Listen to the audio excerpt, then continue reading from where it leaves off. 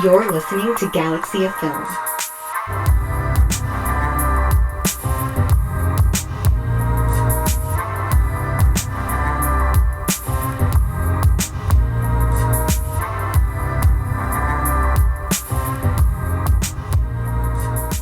Alright guys, welcome back to the brain-ups of Galaxy of Film. I'm of course your host Max, and this week I'm joined by none other than my co-host Akari. How's it going, bro? I'm good, man. I'm pretty good, actually. Can't complain at all. Love to hear it, dude. How about yourself? I'm doing alright. Been overwhelmed with classes and getting shit done, catching up with some other projects and whatnot. But however, dude, you may not notice this, Akari. I don't know if our listeners know this at all, or what.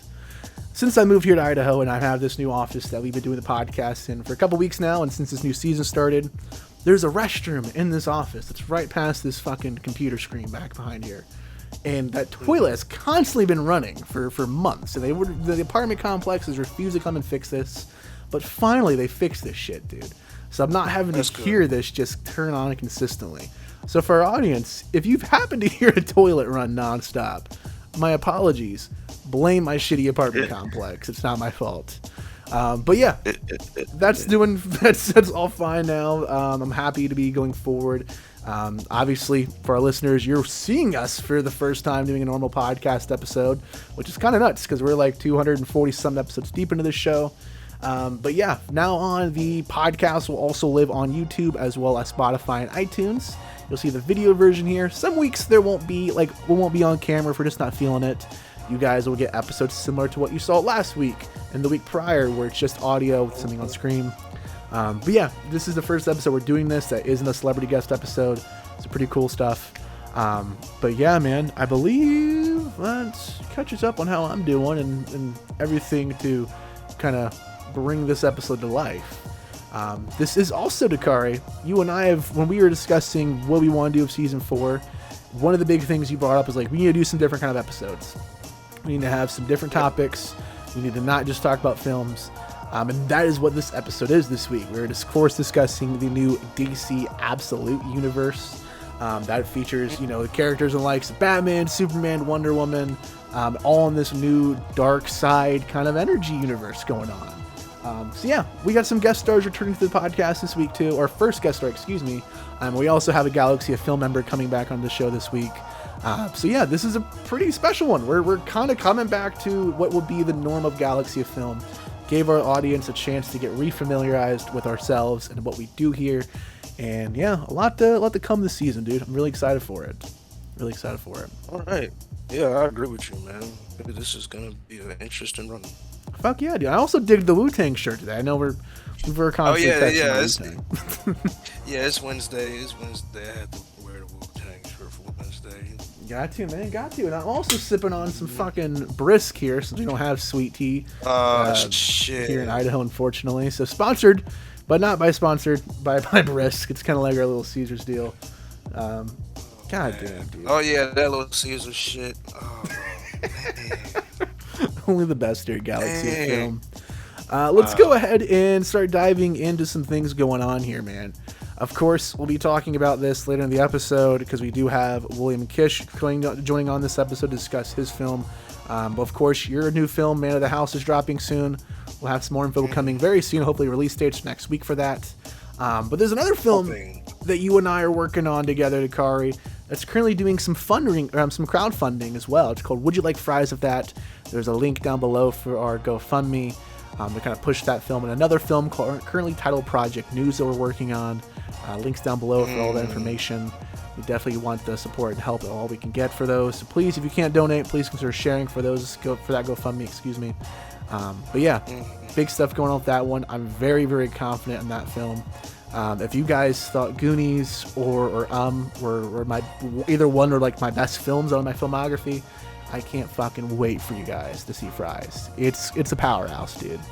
And also, lastly, in terms of crowdfunding, our buddy Joe Black over at Blue Beans Pregnant Films, they're working on a new movie over there too, dude. Like constantly. I just had a chance to see Joe a few weeks ago in Jersey for the Smod Castle Film Festival and saw his film I Don't Know. Again, seeing it because I already saw it last year. Love that film to death. Cannot recommend it enough. But they're working on the third Natasha Hall film, starring the one and only Kat Black. And this film's titled She's So Hot. And there's also doing a crowdfunding campaign for this as well. So link down below. Again, if you cannot donate, by no means feel pressured for either our production or their production, but consider sharing. It helps out a lot, just getting the word out for these. Even if other people aren't willing to donate, we just want these films and these projects, these pieces of art to exist, and it's so important that they get seen. So please consider taking a look at what we have to offer. So cannot wait for the third Natasha Hall, dude. That's gonna be exciting for sure. But Dakari, we can't waste any time this week. We gotta rush the news segment a little bit, my good sir, because we do have this jam-packed episode discussing all these comics this week. So the one and only thing I have for the news, originally I wanted to talk about the treadmill screenings for the long walk, but like, let's be fucking real. We haven't experienced one of those. What are we gonna say, dude? That we're not going to go for a fucking long walk? Yeah, how original. What I do want to hear your thoughts on is the movie announcement we had today for the Superman sequel, Superman Man of Tomorrow. This will be releasing July 9th, 2027. How are you feeling about this news, dude? We've only seen images just ripped out of the comics of Superman and Lex together so far. So where are you at with this? You know what? I'm mostly neutral because I don't know what to expect. Okay. But you know, I'm for it because I did like the new James Gunn Superman film. I thought it was pretty good. It's not like my favorite Superman movie, but I do think it's worth a watch, and it's a very nice change of pace for Superman on the big screen. Okay. At least in my opinion, it is. So I am excited to see what they do with the sequel, but I gotta see how the rest of the DC studios or DCU holds up after and before that. You know what I'm saying? Yeah, that's fair, dude. That's fair. I don't know. I don't know if I'll see this one, to be real with you. To be honest, I said that about the last one, and I did see the last one. I just don't know if I'm going to be caught on to this universe like that. I think seeing what comes up very soon with finishing off, excuse me for that little just ear blast. I think what's important is to see how Peacemaker Season 2 wraps up. I haven't had a chance to watch more of that season yet, guys. I'll talk more about it next week, hopefully. But seeing how that wraps up, seeing how Clayface turns out, because I just started filming this week. Some behind-the-scenes stuff looks pretty interesting on that. I know there's several other animated projects going on. I don't know. I want to see if I'm actually invested in this universe, this world, this series, and then I'll determine if I see it. Because like based off of what I saw, I'm just not sold, not the edge of my seats for a sequel, especially when I know that the storyline's continuing in Supergirl that comes out next year. So that's kind of where I'm at with it. I'm very shocked to see the announcement though, more than anything. So I'll give it that. At least it was news breaking for sure. But one thing I want to go ahead and kind of discuss that I did consume that's new, instead of talking about shows this week, or anything that's reoccurring weekly, is the new series of comics, because we are discussing absolute DC stuff going on. But today, as of the time of us recording this, the new Batman series, like the mainline issue 1 relaunch. Oh, the mainline. Yeah, so this is, and we'll talk about this of absolute going on, but there's two universes. This is our main A universe, and absolute is universe 2, or B universe, if you will. So this is the new Batman, the new launch of that, and it's cool because we are dealing directly with the blue and gray suit again, just like we once formerly did. Oh wow! We're seeing Gotham in the daytime, Batman in the daytime again, finally, almost like since Adam West is doing stuff like that. That's what's up. So yeah, I'm excited. This is an interesting take. I did read the first issue. I picked up a couple variants, of course, too. But just seeing Batman have some compassion for Killer Croc in this comic is really cool. This is, from what I understand, very inspired by the animated series, and will also be a serialized, like self-contained issue-by-issue series going forward. So I don't think you need to keep up with this weekly, unless you're, or monthly, excuse me, unless you're just a big Batman fan. But hey, it's a good jump-in point for sure. Really excited to see where it goes. I love the designs. There's another comic that also came out today that I want to talk about just for a second. And that is Spider-Man 94. Now, I can't even say we, Dakar. Excuse me. Have you ever watched the Spider-Man cartoon, the 90s one? Because that's something I didn't grow up with, actually. No, I don't. I think I maybe seen like one or two episodes, but I probably maybe seen a few episodes, but not a whole bunch. Okay, that's kind of the same boat I'm in as well. I wasn't following Yeah, weekly or for the plot, the lore, or anything like that. yeah, me neither. But obviously, we know X-Men is in that universe, and we saw the success of X-Men Hmm. 97 over the last couple of years. I think even Will dedicated an Yeah, episode talking about that. yeah. I still gotta watch those. So this is the equivalent to X-Men 97. This is continuing the Spider-Man show's lore into the series Spider-Man 94. So I'm not too Damn. familiar with the lore, but from someone's point of view who's just jumping into this series for some monthly Spider-Man again, I really enjoy this. I think I enjoy this a lot more than the Amazing Spider-Man stuff currently going on. It's a bi-weekly series, which has been nuts. Apparently, I've been hearing recently. I love this art style of this. This is purely the animated style. You just see the shading of Venom It on this is. cover. It is. So I'm excited to see where this goes forward. I would like to see how this is going to turn out long term, because I don't know if this is a mini series or not. But I think I'll pick up issue 2 and also get my thoughts on that next month for sure. But Batman issue 1 is definitely where it's at this week. And of course, some more absolute DC stuff that we'll be talking about all throughout this episode. But before we go ahead and take our break and go over our stream of the week this week, let's go ahead and focus on the podcast polls, asking our audience members some questions on what they think about what we're talking about this week. Dakar, if you want to go ahead and pull up the Instagram one and also pull out the Facebook Club one as well, I'll go ahead and pull up Threads and YouTube. Across our social medias, for our listeners who are new to the show, every Sunday we make a poll asking you guys what your thoughts are on what we're talking about this week. And we discuss them here in the podcast before we actually get to the nitty gritty of our topics. And for this one, because we're discussing several publications in an entire universe, we kind of changed it up a little bit across social media. So for YouTube specifically, we had a poll, and I was just asking about what their favorite series is within the content or the Absolute Universe. And their options were Batman, Superman, Wonder Woman, or Martian Manhunter. 55% of you guys said Batman, 9% for Superman, 9% for Martian Manhunter, and 27% said for Wonder Woman. Really interesting. I love seeing some Batman support, obviously, but very curious to see what they have going on the other platforms. Dakari, which one are you looking at currently? I'm pulling up the Instagram one. Okay. Well, how are we looking? Hold on, my phone's acting stupid. I gotta go to the archive. Only the best here, Galaxy of Film. Okay, okay. So we posted which of these comics is best right now? Batman, Superman, and Wonder Woman. Okay. 73% votes for Batman, and for Superman and Wonder Woman, 13% votes. Okay. I think people like some fucking Batman, dude. All right, I get it, guys. Yeah, Over yeah, I on get it too. over on Threads, we posted asking about Martian Manhunter, Superman, Wonder Woman, or The Flash. 60% said Superman, 40% said Wonder Woman, and lastly, we're looking at the Facebook fan club.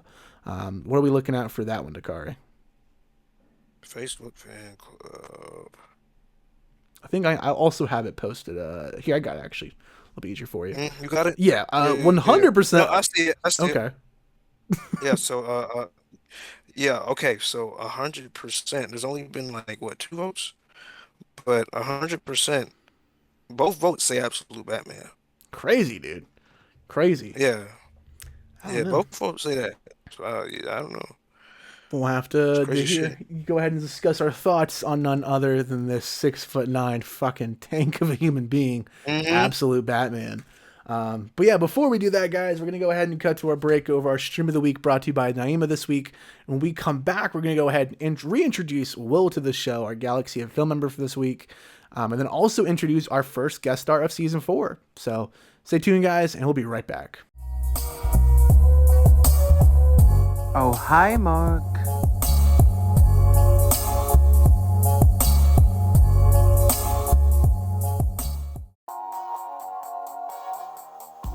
Our rating system is inspired by the planets from the Star Wars films. From highest to lowest, this is how we do our rankings. Number 5. Coruscant. The entire planet is one big city. Number 4. Bespin. We're pretty far. but I think we can make it. Number 3. Hold me like you did by the lake on Nabu. Number 2. Set your course for the Hoth system. And lastly, number 1. Back to why does everyone want to go back to Jakku? Hey everybody, it's Naima Saeed with the Stream of the Week. I think a lot of us at one point in time, we binge a bunch of documentaries at one time, usually in between shows or a bunch of movies. At least I do. And I started watching a bunch of them, and one really stuck out to me, and it came out recently. And it was called, Unknown Number, High School Catfish. And it was insane, following this unknown number that keeps messaging this couple that goes to the same high school. They're like a really big couple, and they're trying to break them up, and they're saying really, really disgusting, vulgar, sexual, awful things. And we never guess at the end who's the one behind all of it. I'm not going to spoil it. But it was one of the most bizarre documentaries I think I've seen in a very long time. And it's on Netflix, and I highly recommend it to anybody that is really big in documentaries.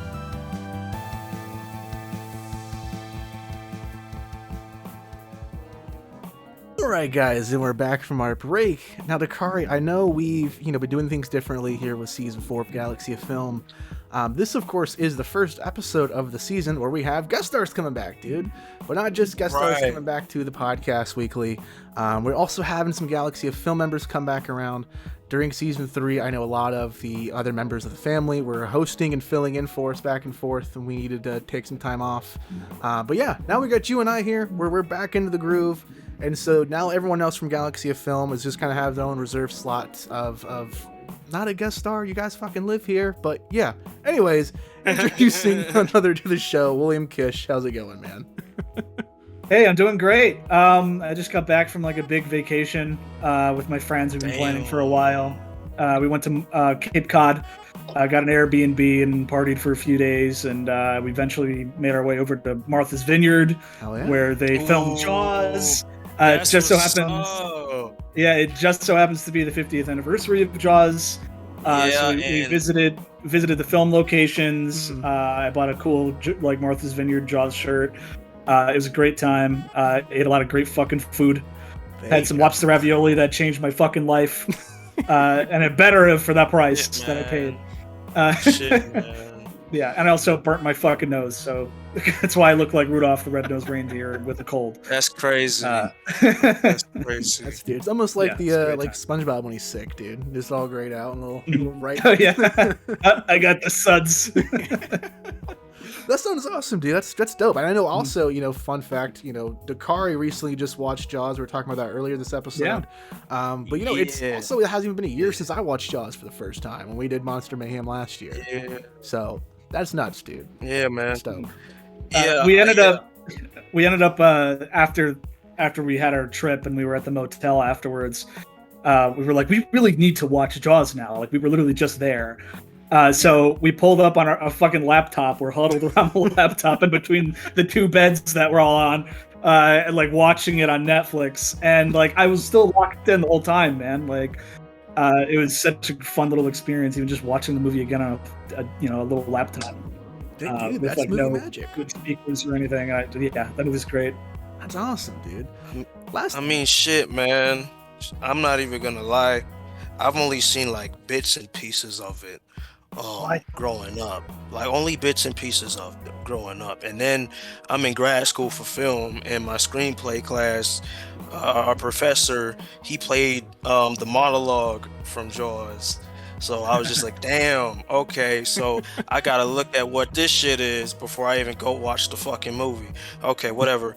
But it was intriguing. It was one of those movie monologues that, it's one of those movie monologues where you automatically know it's from a great fucking movie. You know what I'm saying? Yeah. Without having seen it, So, yeah, I was, this is my little review on Jaws.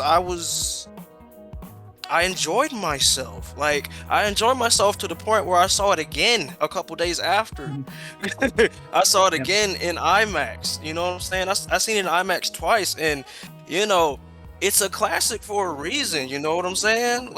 Absolutely, dude. You can't you can't deny the significance, not just the significance, but the filmmaking of it. The filmmaking, like a lot of the shit we see today is because of Jaws. You know what I'm saying? Yeah. Like it was the first major blockbuster, you know? And I'm not gonna sit here and call it a masterpiece. I don't think it is, but I will. I will call the masterpiece. that's okay. I understand that people do. It's Zero. okay. Yeah. I have no contention with that. I just don't like how the movie just ends, bro. I love it for that, I dude. just don't. I don't need to see him sling that in the shoulder. I'm cool with them being left in the That was a lot of movies back then did just kind of end. Yeah. I know, but I wanted more from Brody and his family, especially after what happened, you know. And yeah, but it's a great movie. It's a classic for a reason, and Steven Spielberg is still one of my all-time favorite directors. I believe he's the real star of that film. Absolutely, dude. Right. Before we introduce our Behind the guest star shark. for this episode, I want to go ahead and last little bit about Jaws. Before I left to come back to Idaho for this semester, I was filming with Carter from Open Eye 9 and Gracie as well. I was at their house. And Carter puts on the Jaws PS2 game, which I don't know if you guys that game it slaps. I fucking love that game. It's clunky, horrible controls, but it is so fun. Yeah. Man, crazy. I didn't even realize there was a Jaws PS2 game. Like, Jaws Unleashed. Yeah, man. Jaws. Oh, Oh, that's what that was. yeah. And you play as the shark. It's fucking great, dude. Open world map. Like you could just swim around the island Okay. and eat people all day, and it's just it was so fun. We It's just like That's crazy. we need to do a podcast and like a video thing next time we do it for a showcase of like playing through some of these movie tie-in games, because those were just from a different era, dude. Those were so good. Yeah. But moving on to our main stuff going on this week, of course, we need to go ahead and introduce our first guest star here of Season 4 Galaxy of Film, and that is none other than Austin Keycuffer. How are you doing, man? Welcome to Galaxy of Film. Hi. Thank you so much. I'm really glad to be here. You know, just kind of excited to see where the way takes us. Hell yeah, dude. Hell yeah. Austin, I met you actually here at my school, University of Idaho, which is kind of weird because, you know, we've been vocal about that on the podcast. That's been a time for sure. Yeah. So it's been a trip. It's been a bit of a silly adventure, you know? something like that. But regardless, we got you here. We've met, thankfully. We've come through the brush. I don't even know what to call that situation. The absurdity. Something like that, dude, for sure. And we've crossed paths and had the chance to meet and discuss some film. And yeah, man, tell us a bit about yourself. Honestly, so I'm from Reno, Nevada. So I'm a bit of a not small, but a small enough town. You know, trying to work my way around. I'm going to. I ended up in my college because my twin sister, decided to go here. Cool. I wasn't really sure what I wanted to do, so I decided to just kind of join in. I'm doing the film major bit, trying to do the childhood dream round, and we're trying to see how that goes. Hell yeah, dude! I love it. I love it. That's literally how Danilo and Brandon met. Other members or former member and current member of Galaxy of Film. So I'm here for it, dude. You know, I guess college is good for one thing. Hey, you know what? Whatever it takes, you know? Yeah, something like that, dude. But moving on to our main topic this week, we've been hyping this up all episode. And Dakari, this is something that you and I have discussed about how we wanted to kind of bring to Season 4 Galaxy of Film into the show going forward. We're not just talking about movies anymore. We're talking about other things within pop culture, other things that we just love and are passionate about. And we're trying to incorporate a little bit of that in film. We're going to have the discussion with this. Of course, we're talking about none other than the DC Absolute Universe, which is featured in all the new comics that have been coming out for roughly the past year or so. But yeah, man, this is totally different from what we've done. You know, I think the closest thing to an episode like this we've done on the podcast was really early on, way back when, dude. This is a throwback for the High Republic stuff, the Star Wars publications, and we paired that conversation with One Night in Miami for some reason. I don't remember why the fuck we decided that. It was interesting. But yeah, man, this week we are, of course, discussing the DC Absolute Universe. This is a new universe that's been going on within DC Publications this past year, like I mentioned. I, for one, you know, I think we've all kind of, within Galaxy of Film, had this big, like, resurgence in our group chat of all, like, in comics all of a sudden. We keep blaming Will because he's always been, like, consistently, like, the comic guy since he's joined the company. It's like anytime we purchase something, it's just all of us like fucking thanks, Will, straight away in the group chat. Yeah, yeah. I got Brandon hooked on Scott Snyder's run on the New 52 Batman. Yeah, he just finished volume 1, I believe, or he just issue 5 or something, and he was just like, "Damn it, Will, you got me." And that was definitely a run that I remember picking up like back in like I think that it was only like a year old at the time, like right after. And I remember reading that first book, Court of Owls, and I was just like, "Holy shit!" Yeah. And Scott Snyder coming back again for Absolute Batman and still fucking killing it. So absolutely. Yeah, Scott Snyder. Yeah, Scott Snyder's Batman Run was the first comic I ever read that really like hooked me in. I was like 7 when it came out. Instantly locked me in. So when they announced that Snyder was writing the Absolute Universe, I was already day one into it. There you go. Hell yeah, dude. I think when it comes to the New 52 stuff, the main thing I remember and kept tuning in for was Death of the Family, with the whole Joker story arc that was adapted to Gotham a bit, where he like peels his face off and like restaples it to his whole head. That's gross, but it's awesome. Love it, dude. It was so edgy and cool at the time. I also have that. That's volume 3. I got the hardcover edition where like you can actually like peel off like the slip cover and it's his face coming off. Fucking, I love that book. That is cool. I remember seeing that in the stores, dude. Yeah. But yeah, here we are. Like you mentioned, of course, he's affiliated with the Absolute Universe. But I didn't follow up with New 52 and see the end of that. I didn't follow up with Rebirth. Correct me if I'm wrong, Will, because like I said, you are the comic expert when it comes to Galaxy of Film. But there was a big kind of like world-ending event within the last DC continuity, and within this, it was kind of like split off in 2 ways. And there was a new universe created or continues on of DC where these characters are main. Everyone who knows their backstories is kind of doing their own thing continuously. But then also like a dark side controlled universe, which is what the Absolute Universe is, where everything is just like, imagine Back to the Future 2, when like Biff is in charge of everything. It's like that for DC. You know, and of course, let's go ahead and dive into what characters are currently brought into this universe. We're currently dealing with 6 mainline series, and we'll see our 7th one start up next spring. That is with Batman, Wonder Woman, and Superman, our main 3. They've been going on for the full year, and then followed up with Martian Manhunter, which totally reinvents the character, I'd say more than anyone else in this series. Yep. Then Green Lantern and The Flash as well. Now, before we even dive into anything about these characters, these worlds, these covers, because I have a couple of them with me I'll be referencing back and forth to here. I want to go ahead and just go around and for us to kind of like talk about what we've seen so far, what we've read a little bit, so we're not just stamping on toes, because we're currently recording this episode on a Wednesday, which is very different from our normal schedule. So like Absolute Superman 11 and Green Lantern both dropped today. Batman issue 1, like we've talked about earlier in the episode, is currently out now as of today as well. So yeah, let's go ahead and move for that first. Will, what have you read so far with this series, this universe? So I think I've literally read everything besides the Green Lantern issue and the Superman issue that came out today. If there's any other new issues that came out like this week or last couple days, I have not read it. Okay. I know for a fact that I am totally caught up on Martian Manhunter. Okay. But like I've read like most of it, everything. Okay, gotcha. I don't have the full list out here exactly. I'd have to like open up each individual. I've been reading all this stuff digitally, by the way. I just figured I'll get the DC Universe app, and just like it just has everything on there, makes it super easy. I don't have to buy each individual issue as they come out. Sure. The only thing is that they're like a month behind on uploading new issues because they want you to get go to the store and buy the physical in hand copy. But yeah, I think I've literally read almost everything. Okay, so, sweet. Yeah. Sweet. You're better than I am. Okay. I'm caught up on Batman, so that's issues 1 through 11. I'm caught up on Wonder Woman. I think Batman 12 comes out next week, actually. Wonder Woman also issues 1 through 11. When it comes to Superman, I've only read the trade back. I'm reading these books physically. I'm a physical media person all the way.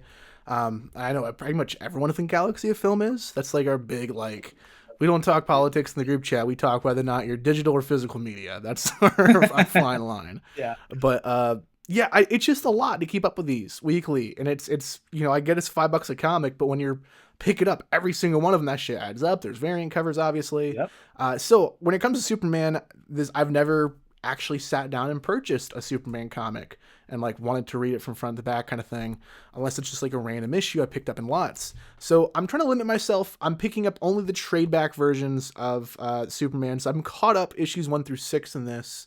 And then when it comes to Martian Manhunter, I'm caught up. There's only 6 issues currently. I know this was a mini series that has now been extended to a 12-issue run. And from my understanding, this is taking a hiatus until December. Green Lantern. Oh, I didn't know that. Okay. I believe that's what I've seen so far in a couple of different like tweets and stuff. That would make sense if they are deciding to basically double the length. I'm glad they're not just like rushing out the second half and trying to figure it out. Absolutely. That's great. Okay. And then, they didn't want guest stars either, so. There we go. And then I'm caught up on Green Lantern issues 1 through 6, who's 6 came out today. Caught up on that. I have not consumed any of Absolute Flash. I've mentioned this before, and I think, funny enough, this was the first podcast we did together, Will, was the Flash movie, I think. The Ezra Miller one. Definitely one of the earliest ones, yeah. That is, other than that, in the show, like, I haven't consumed too much Flash stuff. He just doesn't interest me that much as a character. I don't really care to read about his comics like that. I'd like to give, issue 1 a shot at some point at least, but at this time I have not consumed any of the Flash. And I forgot to mention too, this upcoming spring, the 7th series we'll be seeing, will be Green Arrow, which is also a mini series. So Dakari, let's hear a little bit about what you've read so far of the Absolute Universe. Yeah, I've only read like issues 1 through 4, because I couldn't really get all of the physicals because I wanted to get the physicals. That's fair. Yeah, I want to get the physicals, but I couldn't get my hands on all of them because by the time I tried to look into them, they were pretty much sold out a lot of the original prints of the issues. So I'm just okay, fuck it. I'm just have to do what I got, right? Absolutely. So was that for Batman then, or for which character? For both Batman and Superman. Okay. And you said the paperbacks for both Absolute Batman and Superman cover issues 1 through 6. For Batman, I think it's 1 through 7 actually. So Batman and Superman's 1 through 6, Wonder Woman's 1 through 7. Okay. Those are the 3. Perfect. Sweet. Okay, cool. Okay, so if I get those paperbacks, I'll be able to catch up on the rest of the shit for sure. But yeah. Okay, but you're in the early stages of Batman and Superman then still. Yeah. Okay, I got you. Yeah. Right. So yeah, you guys definitely got me, a little bit, just a little bit interested in collecting comics again. Just a little bit. We're doing our job right. Just a little bit. You know what I'm saying? Like I took a hiatus from collecting comics because I was doing that a lot as a kid. Sure. So, as college started and as, everything else started in my life, that was one of the things I just stopped keeping track of. You know what I'm saying?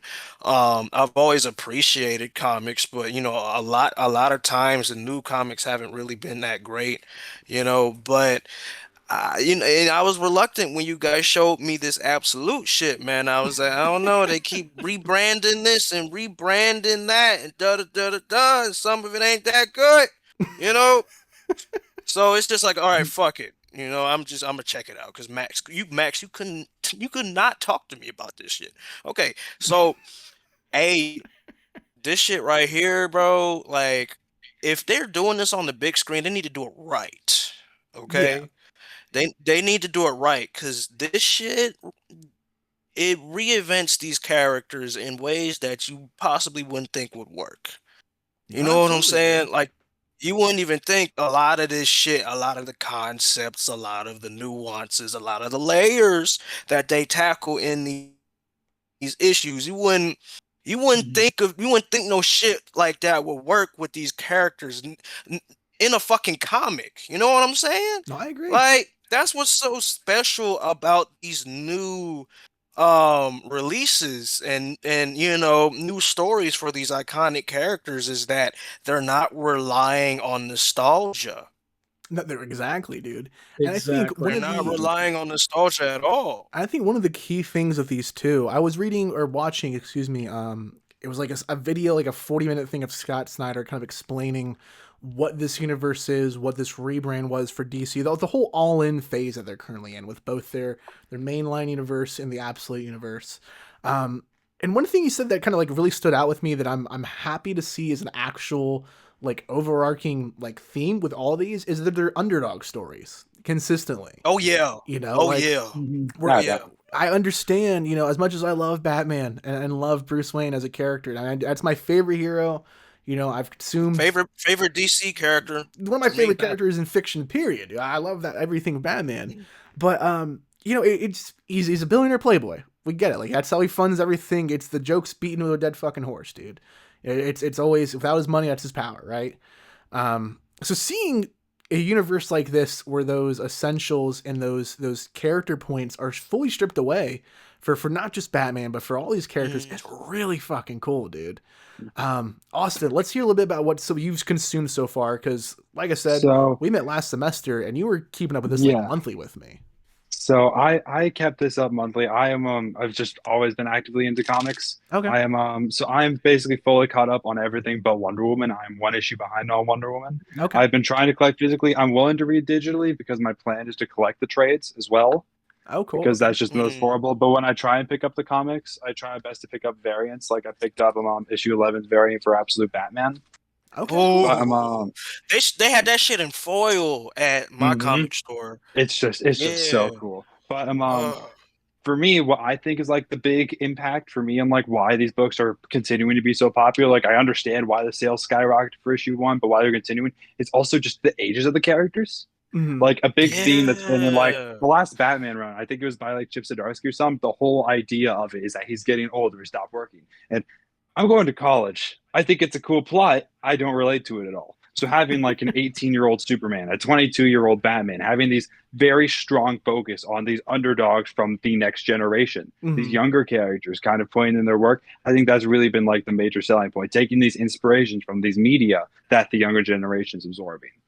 So I'm just about fully caught up. I have a lot of ideas about it. I have a lot of hopes for what's going to be in the future. Okay. I'm here for it, dude. That's a fact. Will, you basically turn this into a fucking book club. Awesome. Oh yeah, I like that. I like that though. I like that. Yeah. So yeah, and one thing I did want to talk about really quickly, because you briefly mentioned it, Max, and it's like this isn't just like any normal universe. Like it is something that like there's actually a reason why it exists. It's not like the original like Ultimate Marvel universe back in like the early 2000s, where it was just like, oh, we're just now picking up in a different universe in the multiverse, and that's it.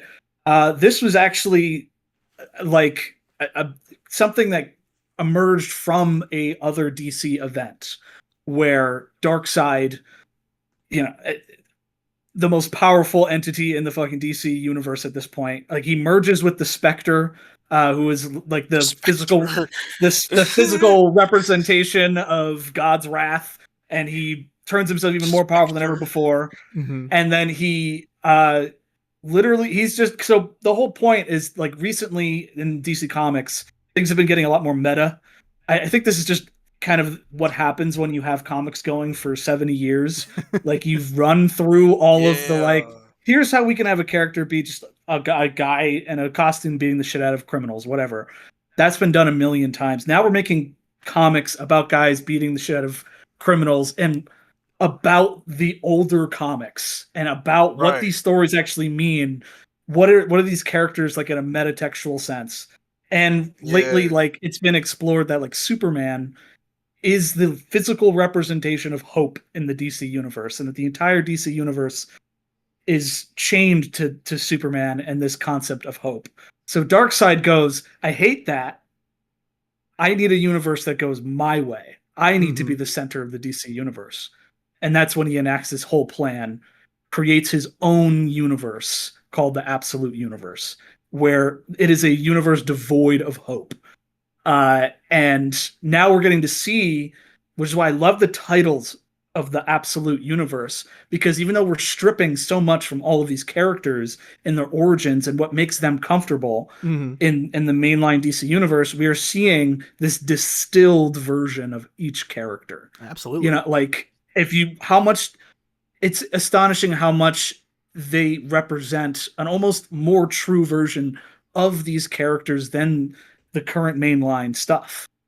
when you strip everything from Batman, all of his riches, he ends up becoming like a truer version of himself. And I love that so much as a concept for a alternate universe that's running alongside the mainline stories, where you have your more traditional stuff that has to stick to a certain, you can't change too much. You can't, kill off characters permanently. You can't change the origins too radically. But here you can do anything, and it's got this edge to it. And so that was like what really drew me back into reading comics again, because I took a very long time. Like I think it was around like Dark Knight's Metal when that event happened. See, I was tapped out even before then. Yeah, I like that. I was trying to follow, like I was watching all the YouTube videos of all the people like Comics Explain and Comic Storian and Comic Pop and all of those YouTube channels to like help me keep like up on everything. But it just got too much after that, and I kind of lost track. And this was like that perfect jumping on point, the same way back when I was a teenager when the New 52 started. And it was like, oh, sick. Like everybody's back at like issue number 1 and with new origins, and it's just a new jumping on point. As much as people have problems with the New 52, I still fucking love, obviously we were talking about Scott Snyder's Batman. You have like the Flash and Wonder Woman from that time period. Awesome books. And I feel that just reinvigoration from this story again, like what they're doing. And I hope it sticks around for a long time. I hope it's not like this ends in like a year or something. Like I think that this is an experiment that should go on for a long time. But yeah, it's a little rant that I have. Absolutely. Oh no, man. I agree. I agree with everything you just said, pretty much. Absolutely. Let's go ahead and dive into our individual thoughts about these series as well. I don't want us to have to dissect each and every one of these, just reflecting on how our Snyder Cut episode went years ago, because we don't want that. Our episode was longer than the fucking movie, dude. That was nuts. it was just as long as the fucking movie. That was the problem. That shit was crazy. So it's just the DVD commentary. Okay. For the sake of this, let's kind of handle this in chunks. Okay, let's focus on our first rotation, focusing on the big 3: Batman, Wonder Woman, Superman. And then after we've gone through a full rotation, we'll give our thoughts on Martian Manhunter, Green Lantern, and the Flash. So yeah, I'll go ahead and start with Batman, a little bit of history with this one.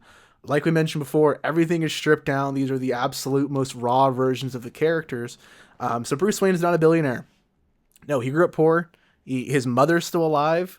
And also he's friends with some of his rogues gallery, his villains. Like he's friends with the Riddler. He grew up loving and having this constant back and forth with Catwoman.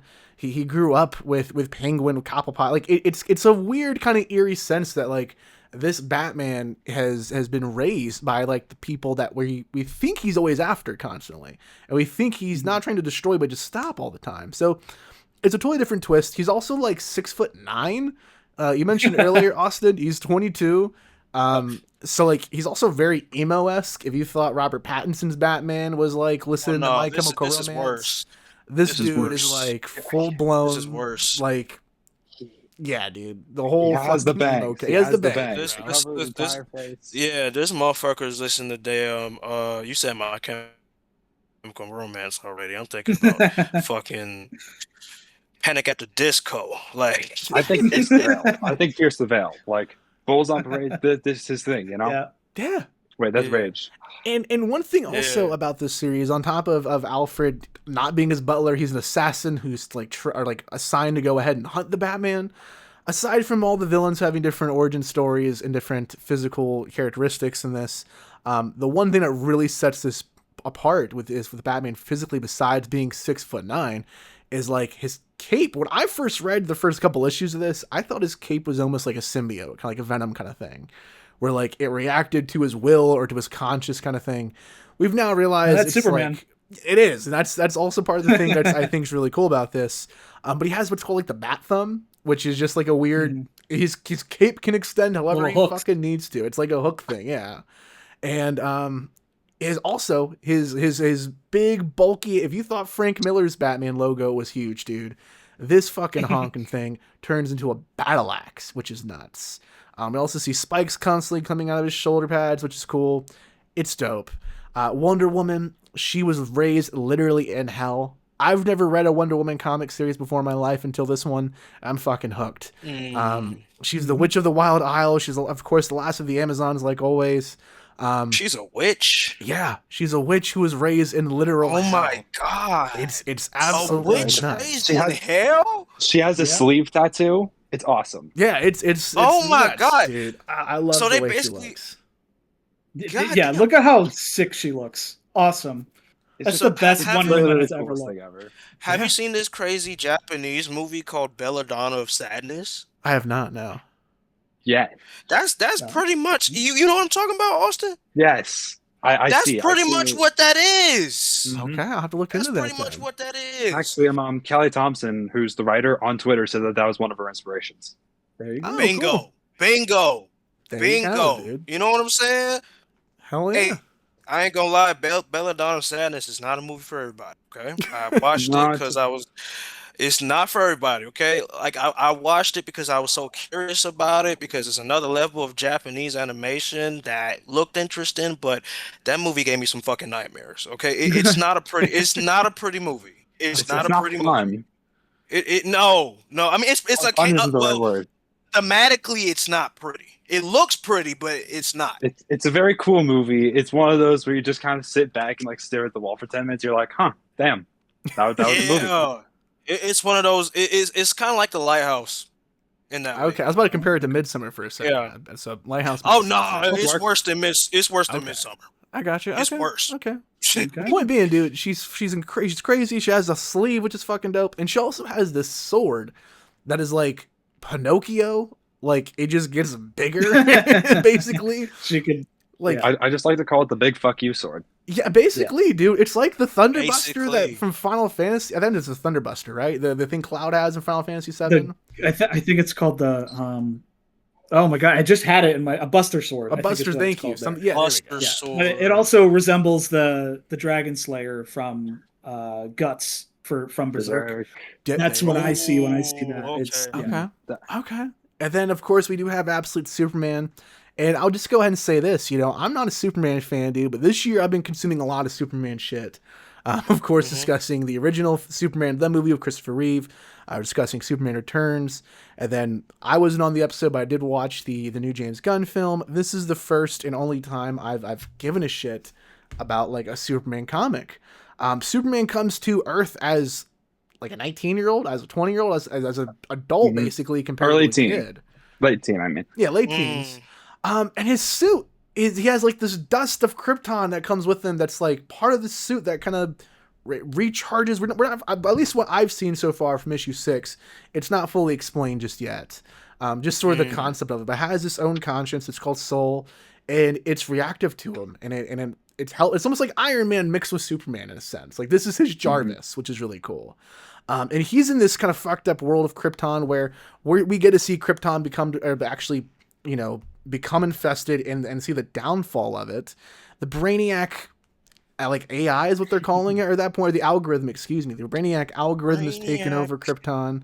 And we're seeing throughout little Kal-El's life growing up that there's these academies, and they're stomping creativity. They don't want original thought. They don't want original ideas coming out of anything and original writings. And once we do see Kal-El come to Earth and become Superman eventually, we're seeing that same story echo through what's happening on Earth now with the Lazarus algorithm. That's cool. And eventually that's revealed later on. Of course, Ra's al Ghul's involved in this storyline.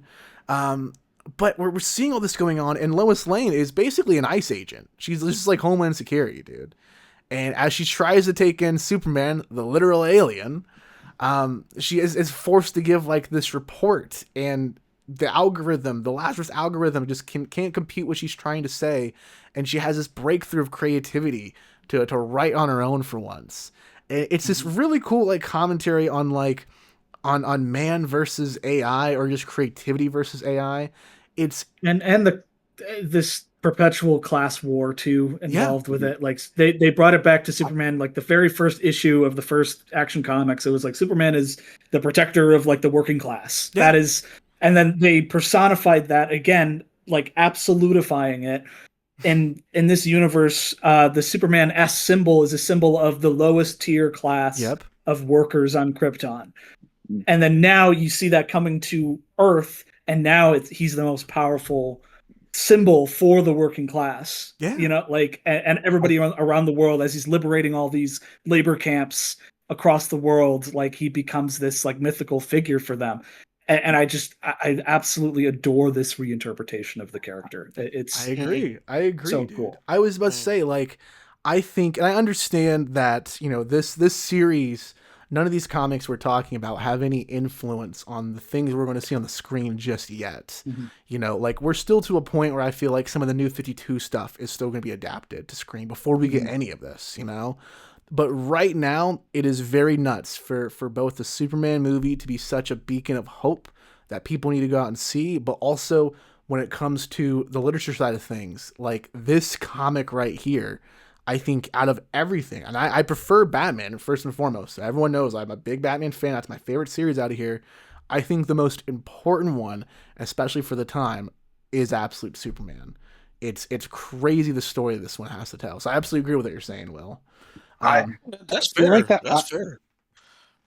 I feel like the Absolute Superman is definitely the least subtle, which is something that's really important. Is I feel like they're like subtlety. Like my favorite thing about the Absolute Universe is that subtlety has been thrown out the window. Yeah, I love and it's that like so much. it's comic books, man. Like they shouldn't be subtle. And I feel like that the thing that like Absolute Superman does best is kind of be able. It's definitely the edgiest one. Yeah. Just like the actual dialogue and actual actions and actual means. I feel like that what it does best is being able to kind of blend that, because I feel like this book is just this personification of aggression that I feel like everyone's feeling at this class system that we have, and just kind of all these internal things that we're all struggling with, and being able to have something like, I feel like the comics, why they succeeded back during World War II is that not only were they used as these propaganda machines by the government, but when you actually look at the pages inside, they were basically they started off as these outlets. Superman was created as a power fantasy from these two Jewish immigrants that wanted to tell a story. Absolutely. I feel like that what it's doing, like I said, like taking away all of these things that have kind of the burden of time that comics have just naturally done for these characters, being able to take that away, take away these core aspects and showing these like natural parts has just been the coolest thing to see. Yeah. Like Superman, like Batman is my favorite superhero, always has been. I was expecting to like Batman as being my favorite. But Absolute Superman is probably my personal favorite, just because of how successful it's been in every aspect. Like the second that it's like the first thing that Superman says to Lois is that she's everything wrong with this planet. I'm like, this is gonna be a great read. Yeah, dude. That's so cool. What issue is that? That's issue 2. That's issue 2? Yeah, I remember he said some fuck shit like that. I was like, what? Like, dude, like Superman's has some fuck shit in this damn series. I'm like, yo, this motherfucker's a cynical bastard. Like he says some raw as fuck shit too. Like I won't spoil it, but he's fighting somebody in the last issue I read, where it's a fight in the Arctic, and he's charging at somebody, and he's like, this guy that I'm about to fight is the strongest person on the planet. He's the strongest human on the planet. And then he goes, but I ain't human. And he's like, I killed him. I fucking beat this guy's ass in a second. And you see this guy who's so confident to go fight him, and then he's just sprawled out in the ice, just completely obliterated. And I was just like, there's so much rage and anger in this Superman, but again, he keeps that one thing where he's like, I refuse to kill anyone though. So and it's Superman's like pretty much like Batman. Pretty much, Superman's like Batman. Absolute Superman is more like Battinson than Superman. Right. Okay. And it's great. Yeah, dude. Austin, let's also hear your thoughts on some Absolute Batman and Wonder Woman too. Right. Sorry, I went on a tangent, but Batman's just been great. I love the manga inspirations from it. Yeah, I love kind of a lot of Rikio influence too. You read Rikio? Oh, Rikio, yeah. Yeah, a lot of Rikio influence into it. You seen that crazy ass movie? Yeah. I think that one thing that I really appreciate in the comic art is backgrounds. I love the Akira representation in Absolute Batman, and Wonder Woman has just been cool. Like as you said, I'd never read a Wonder Woman comic in my life before this. It's just a character that didn't interest me. And now I've just kind of gone through an entire crash course of history just because of Absolute Wonder Woman, because it just blew my mind. So I ended up getting like the 80s George Perez run, and Oh, I ended sick, up yeah. reading Azzarello's, Nice. and now I'm reading Tom King's run, and it's just been blowing my mind that I was never interested in this character. Very nice, dude. I read that whole Brian Azzarello run, like which was the whole kind of opening run from the New 52 when the Wonder Woman movie came out. And yeah, that made me love the character. I was like, I just loved that you have this modern myth. That's what she kind of represents, because you have like all these, Batman, Superman, whatever, like they represent like or I guess that's more the modern myth, while you have Wonder Woman, who's a representation of the old myths coming back and how that legacy still exists in modern times. And like I absolutely love what they've done with her in this too. But I'll let you, I kind of interrupt you. I'm sorry. You keep going. No, hey, I'm not here just talking to avoid. I want to hear you guys. Well, Absolute Wonder Woman for a while, before I started reading Martian Manhunter, that was my favorite of these three. And which is crazy because Batman is also like insane. I love that book. Well, Absolute Wonder Woman, what I love about it is that it sometimes like it gave me a similar feeling that I got from watching Superman this year, which is what I realize why I love superheroes, and it is just like through the like sheer just horrible adversity like that is thrown at all of these characters, there's still those shining beacons of hope in a hopeless world. And it's like, no matter what Darkseid has done, and putting Wonder Woman, making her raised in hell by someone who is normally one of her main villains, and just putting her through all this stuff. She's constantly surrounded by like all these tests and challenges. But she is the most kind and compassionate just being in all of these books. Absolutely. And there's just something about that, literally. Really? There's something about that just like always speaks to me when she just always finds a way. She's from hell, though. Yeah, but she's being trained in hell in order to become this weapon for the gods, because they're training her for something. We don't know what it is yet. Okay, but I gotta read Wonder Woman now. That shit sounds and it's just it's like to me, like maybe it's corny, but like I read some of this stuff and I'm like, I'm getting emotional just seeing how good she is, how compassionate she is, and that's what Wonder Woman has always supposed to be. And this book really highlights that aspect of her character. That shit sounds compelling as fuck. Yeah, and it's like, and they show her, being raised in hell, like as a literally from look at that. Yeah, dude. Yeah. What the fuck? Like, and it's just like she's this little girl, and she's one of these characters that like her presence makes everything around her better. Yeah. Wow. Like she warms everyone's heart. Her whole shtick is that she's friends with monsters. Yeah. Like anytime she meets a monster, she knows immediately how to communicate with it and how to make it like her friend. And that's just something that, like, and then one she has to throw down, it's immaculate. Like she has to fight this gigantic monster to save the city at one point, and the crazy ass spells that she's pulling out just makes her action at what she's capable of like so much more interesting than just like, oh, she's strong and fast. Like, no, all these magical spells that she's capable of doing make it so much more interesting and vast in terms of what she's capable of. I also love the way her character design and the way she looks. Oh, absolutely. I like that she actually looks like a Greek woman, like with a big, powerful fucking nose. Like, I love that shit. Like, she doesn't just look like a random standard woman. Like, they actually are like, no, she looks ethnically like she's an ancient Roman goddess. I agree. Like, it's cool to see that. And real quick, to kind of piggyback off what you're saying too, Will, about her being this pure, like, just like beacon of not just hope, but just of pure energy and compassion and love. This whole series, there's a moment when she's about to fight this big monster and she's like speaking to the TV, she's broadcasting, warning the citizens. That is what Gal Gadot should have done in 84. Like that performance we got, that moment, the COVID speech should have been, as impactful and powerful as what we read here on these pages. because Well, I haven't read Absolute Wonder Woman, but see, it couldn't have been that because Patty Jenkins was trying to do a Richard Donner version of Wonder Woman. You know what Yeah, I'm right. saying? Yeah. And of course, we weren't gonna get that, yeah, So, yeah, so good though, man, so I good. I I have to saw read it. like I have to read it. I saw like a fan art or like something like that of the speech of Superman watching the speech that Wonder Woman gives. Oh, that's cool. And like that's just like kind of like for me, like I'm so excited to see these characters actually interact Oh, Yeah. dude, yeah. because like I'm so Oh yeah, excited to see this is like I gonna want be to see really like cool. the whole thing about like the Absolute Superman is that like he isn't this symbol of hope yet.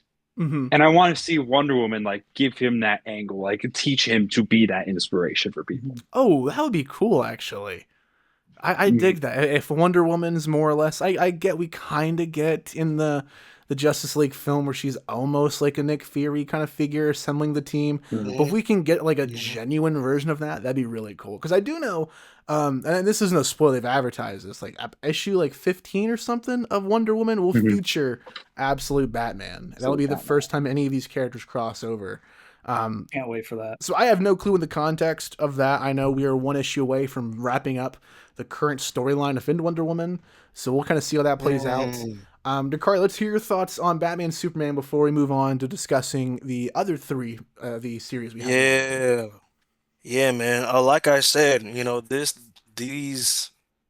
the first 4 issues that I read, for both, these don't really they're not reliant on nostalgia. They're not reliant on what you thought the characters were. You know what I'm saying? This is still DC, and this is just still damn straight a comic book universe, but it's not what you think it is. It's not what you have the preconceived notion for. You know what I'm saying? Like, Bruce Wayne in this shit, like you said, he's not a billionaire Bruce Wayne. Like, this motherfucker's a thug. Like, he's a fucking like thug in this damn comic series. Like, no mansion, no fucking Alfred. Alfred is a goddamn contract killer. Yeah. Like, what the fuck? Isn't he like a hitman or a contract killer? Basically, yeah. Something like that. I think because I think it's implied that he works for like Interpol or something like that, like some kind of organization. But something that's a little bit shadier than that, I feel like, because like it all might not be it's based gotta off- be. It's like the CIA. Probably like like the motherfucker. Well, he's an orphan still, right? He's still an orphan. Well, no, he's not an orphan. It's not his mom. Yeah, his mom. Yeah. His dad's dead, which his dad was his fucking school teacher. Okay, you know what I'm saying? So it's just like it's a lot of things that we were familiar with about Batman all this time, all the tropes literally turned into its head. You know what I'm saying? And I think I might prefer this over the Superman slightly because of how well it's done. This really feels like I'm getting to know Batman for the very first time. Yeah. You know what I'm saying? And I gotta appreciate that specifically about the Batman issues that I've read. It's just like I don't know, like it just felt significant. It stood out. You know what I'm saying? Because it was a straight up underdog story. It's like fucking Bloodsport for Batman. If you've seen Bloodsport, you know what I'm saying? Yeah, that's basically what it is. Inspirations from different manga like Rikyo. It's insane shit. And then you get Absolute Superman, which fucking threw me off guard almost all the way. Superman's basically Batman. He's basically what we thought Batman was. You know what I'm saying? Absolute Batman is he's a completely different character. He's Batman reset, but Superman is Batman and Absolute Superman. It's very interesting. He wasn't raised in Smallville. He was, in fact, a refugee and escapee from the planet Krypton, right? If I'm not mistaken. Oh, yeah. And he lands in Metropolis.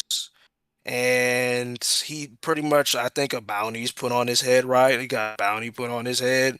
He by the Kryptonians, and they looking for his ass since he escaped. You know what I'm saying? And it's just like it's interesting.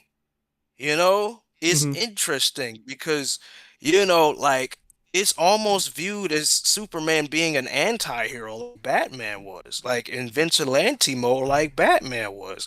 He even said some fuck shit in a couple of these moments in these not in these issues I read, bro. I can't remember everything he said, but the shit that he said to people, especially the lowest, bro, is what I would imagine like Batman would say to somebody, Yeah, dude. Like Especially like some it's Kevin Conroy And, Batman.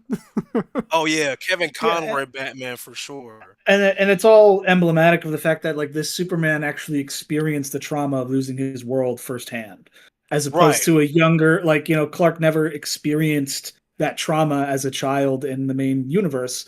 So No. now he's bringing all this baggage with him, which is something usually relegated for Supergirl. Mm-hmm. Um, so they've kind of merged her story in with his in terms of the Mm-hmm. characterization. Hell yeah, dude. Mm-hmm. Let's go ahead and start discussing the other three here, because I feel like all day Yeah, long I haven't read. we can rave about Batman, Wonder Woman, and Superman here, but when it comes to these, I'm super curious to hear some thoughts. Of Yeah. course, we do have Martian Manhunter, Green Lantern, and the Flash. I have not read any of the Flash, and I'm not going to speak on that one.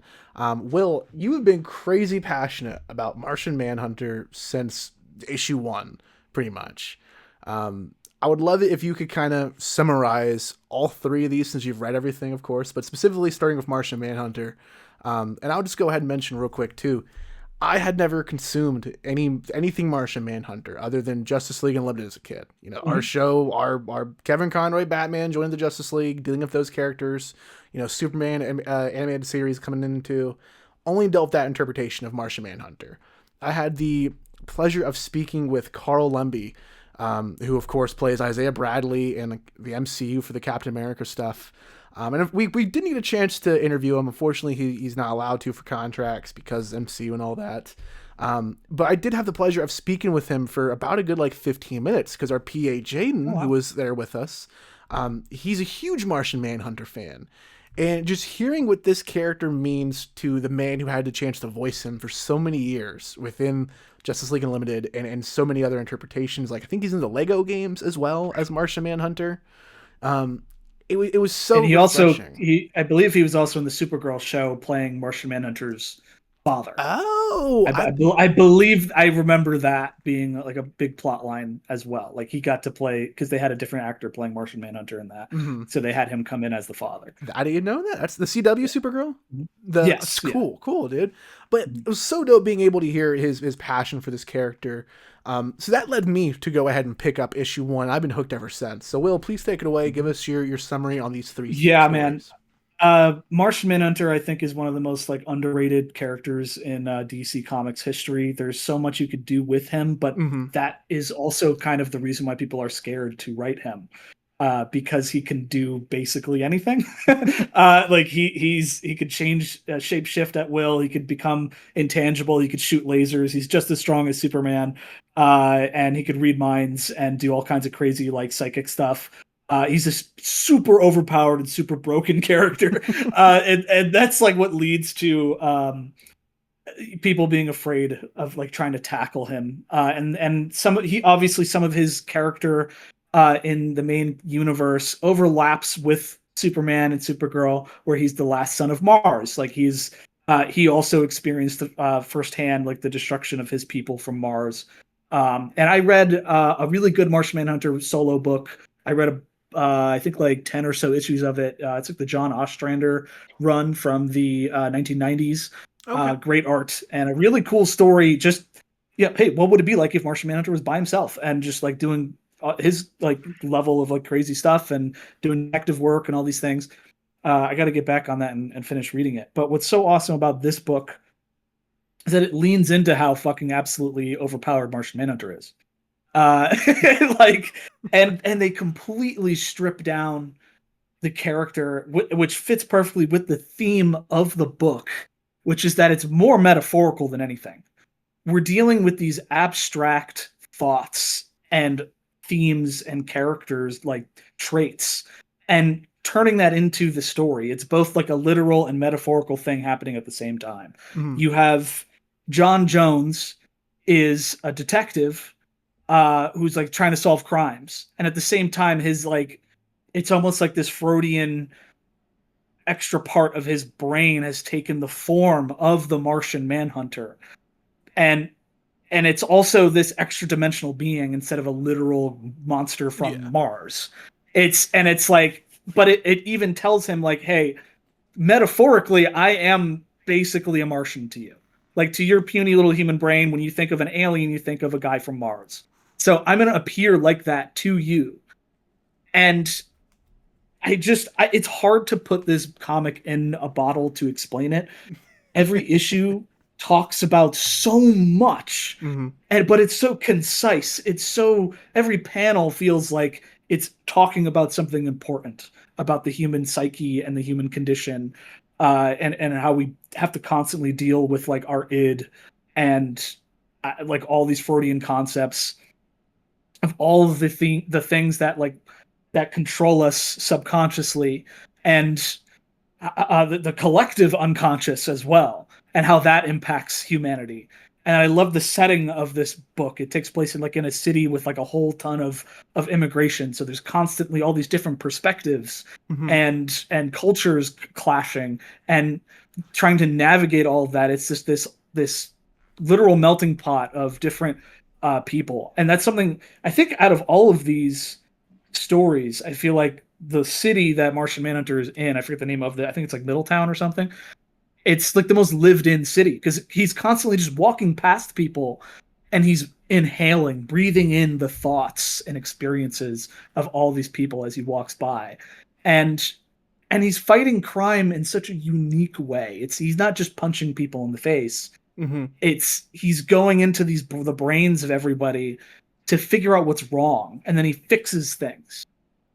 And like that's how he's tackling it, because in this universe, the White Martian, which has always been like the supervillain of the Martian Manhunter, in this it's just the flip side of the Green Martian, and how it's subtly like changing the minds of everybody in this city and fucking with everybody, and it just gets so wild and literally, like, I think it might be unironically, I read like issue 6 yesterday. Okay. It might unironically be one of my favorite comic books ever.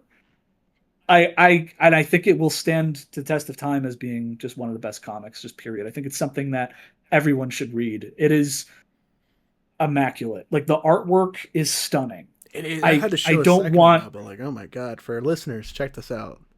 I mean, that's just the cover. I mean, the interior art is unbelievable, man. Like, there's one issue, I think it's like issue 4 or 5, where John Jones like has a conversation with his wife, like, and they get into that little argument, and it's just so profound. Like the way that this artist is able to perfectly encapsulate the emotions of the characters through the visuals in this very psychedelic, I don't know. I'm speechless, literally speechless, trying to talk about this book.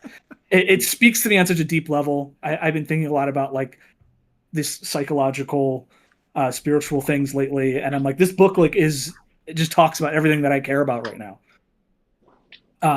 And yeah, I cannot recommend this book enough. You don't have to know anything about Martian Manhunter as a character, or even like the wider Absolute Comics universe or even the DC universe. This is a very self-contained book, except for like one little thing that happens at the end of issue like 5, where they hint at, Martian Manhunter starting to become aware. He's starting to become aware of what's going on, and he's like, "Oh shit! Like something big is gonna come very soon."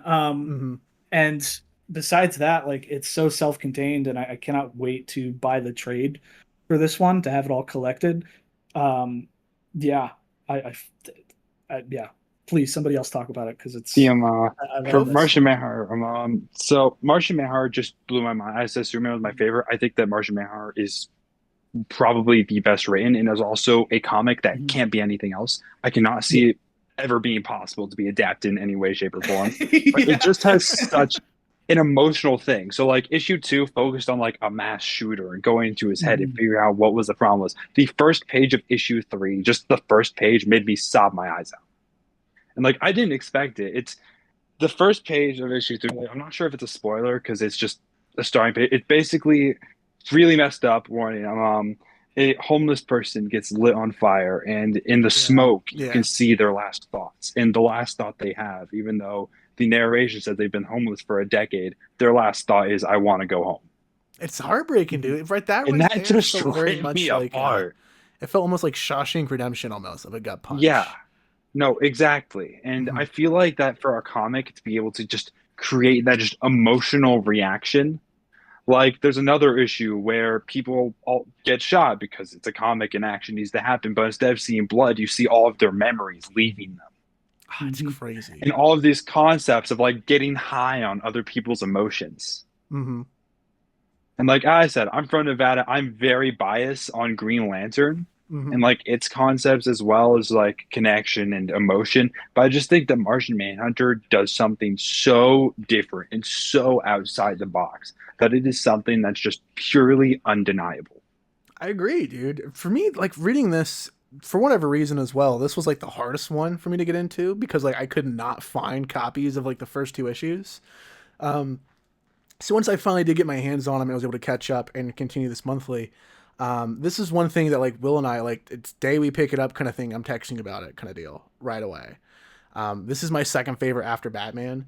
I think the best way I can describe, other than everything you guys have said just beautifully about this whole issue or the series, from an artistic standpoint, if you need something to compare it to, it's as if you take Fight Club and it meets the Beatles' Yellow Submarine movie. You know, like an acid trip with Fight Club.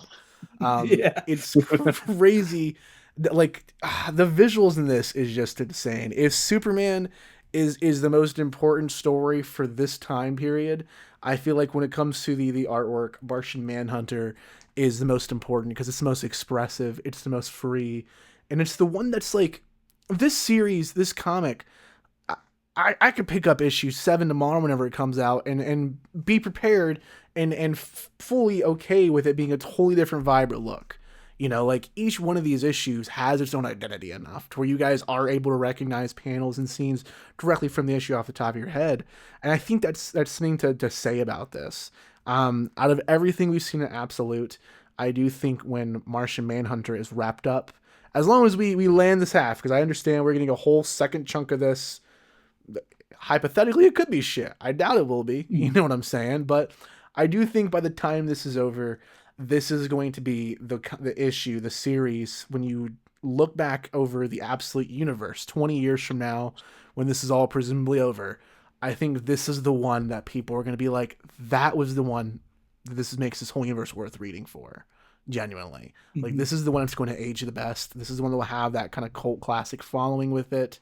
And I think this is the one that like you're going to see cited by other artists in the future. You're going to see inspirations from this one directly.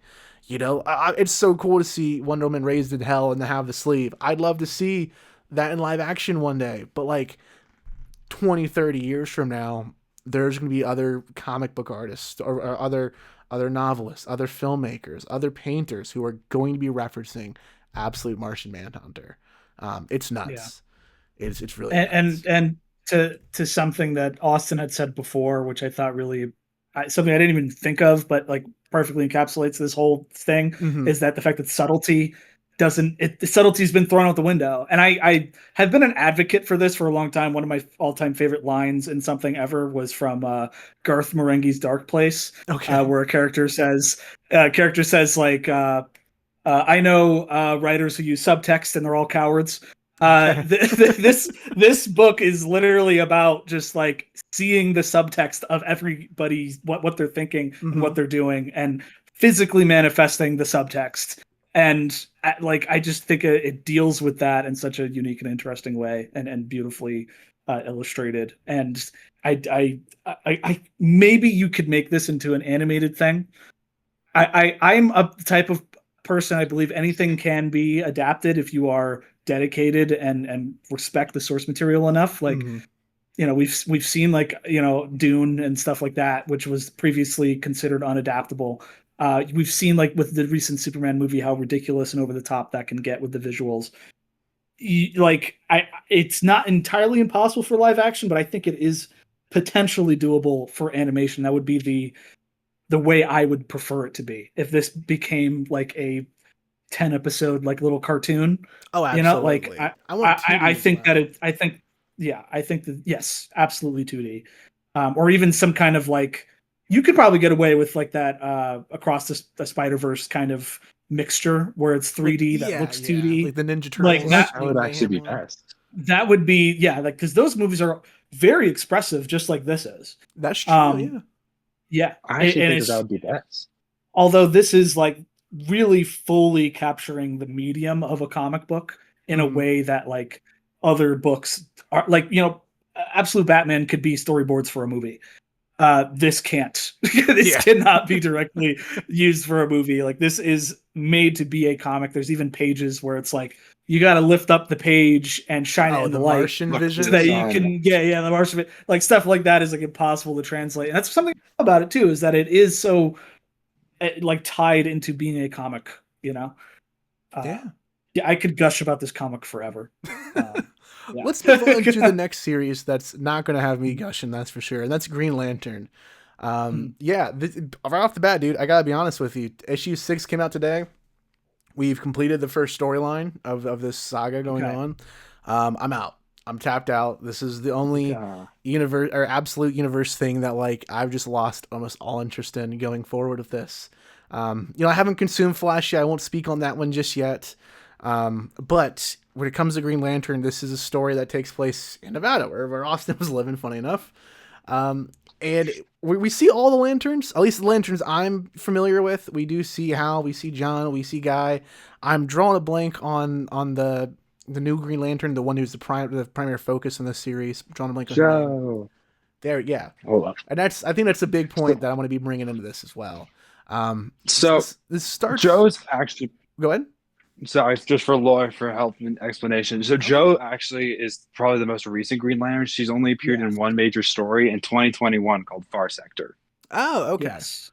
Gotcha. So she's relatively new, so she doesn't have that much going for her, which I do believe is a bit of a negative. But you can do your spiel first. Yo, you're good. No, thank you for the insight on that. That explains a little bit. This story starts off as like this kind of like weird whodunit sci-fi almost. Like we're flashing forward a bit and we're taking back on our steps and we're figuring out where this object from the sky came from. It's a little bit of like the Simpsons movie in a sense where everyone's trapped in this big dome. They figure out how to get out. We have this overseer who's preventing everyone from leaving and we're trying to figure out what the fuck is going on. What does this mean? What does this represent this whole time? And during this was our normal Green Lantern that I feel like if you're not a massive Green Lantern fan like myself and you've just kind of had the baseline, you saw the Ryan Reynolds film. Our Hal Jordan, our main guy, is kind of this antagonist figure in these first couple issues. But it's an entity that's controlling himself, so he's not a full antagonist. We have that inner battle back and forth. That's not new for Hal Jordan, by the way. That's not okay. See, I didn't even fucking know that. That's not new. Not with this character specifically. Like what I assume they're doing something with. I haven't finished either, but I assume it's like Black Hand or whatever that they're building up for. But yes, yeah. But yeah, dude. So someone who's not big on Green Lantern, I'm just confused. I don't know what the fuck's happening in this.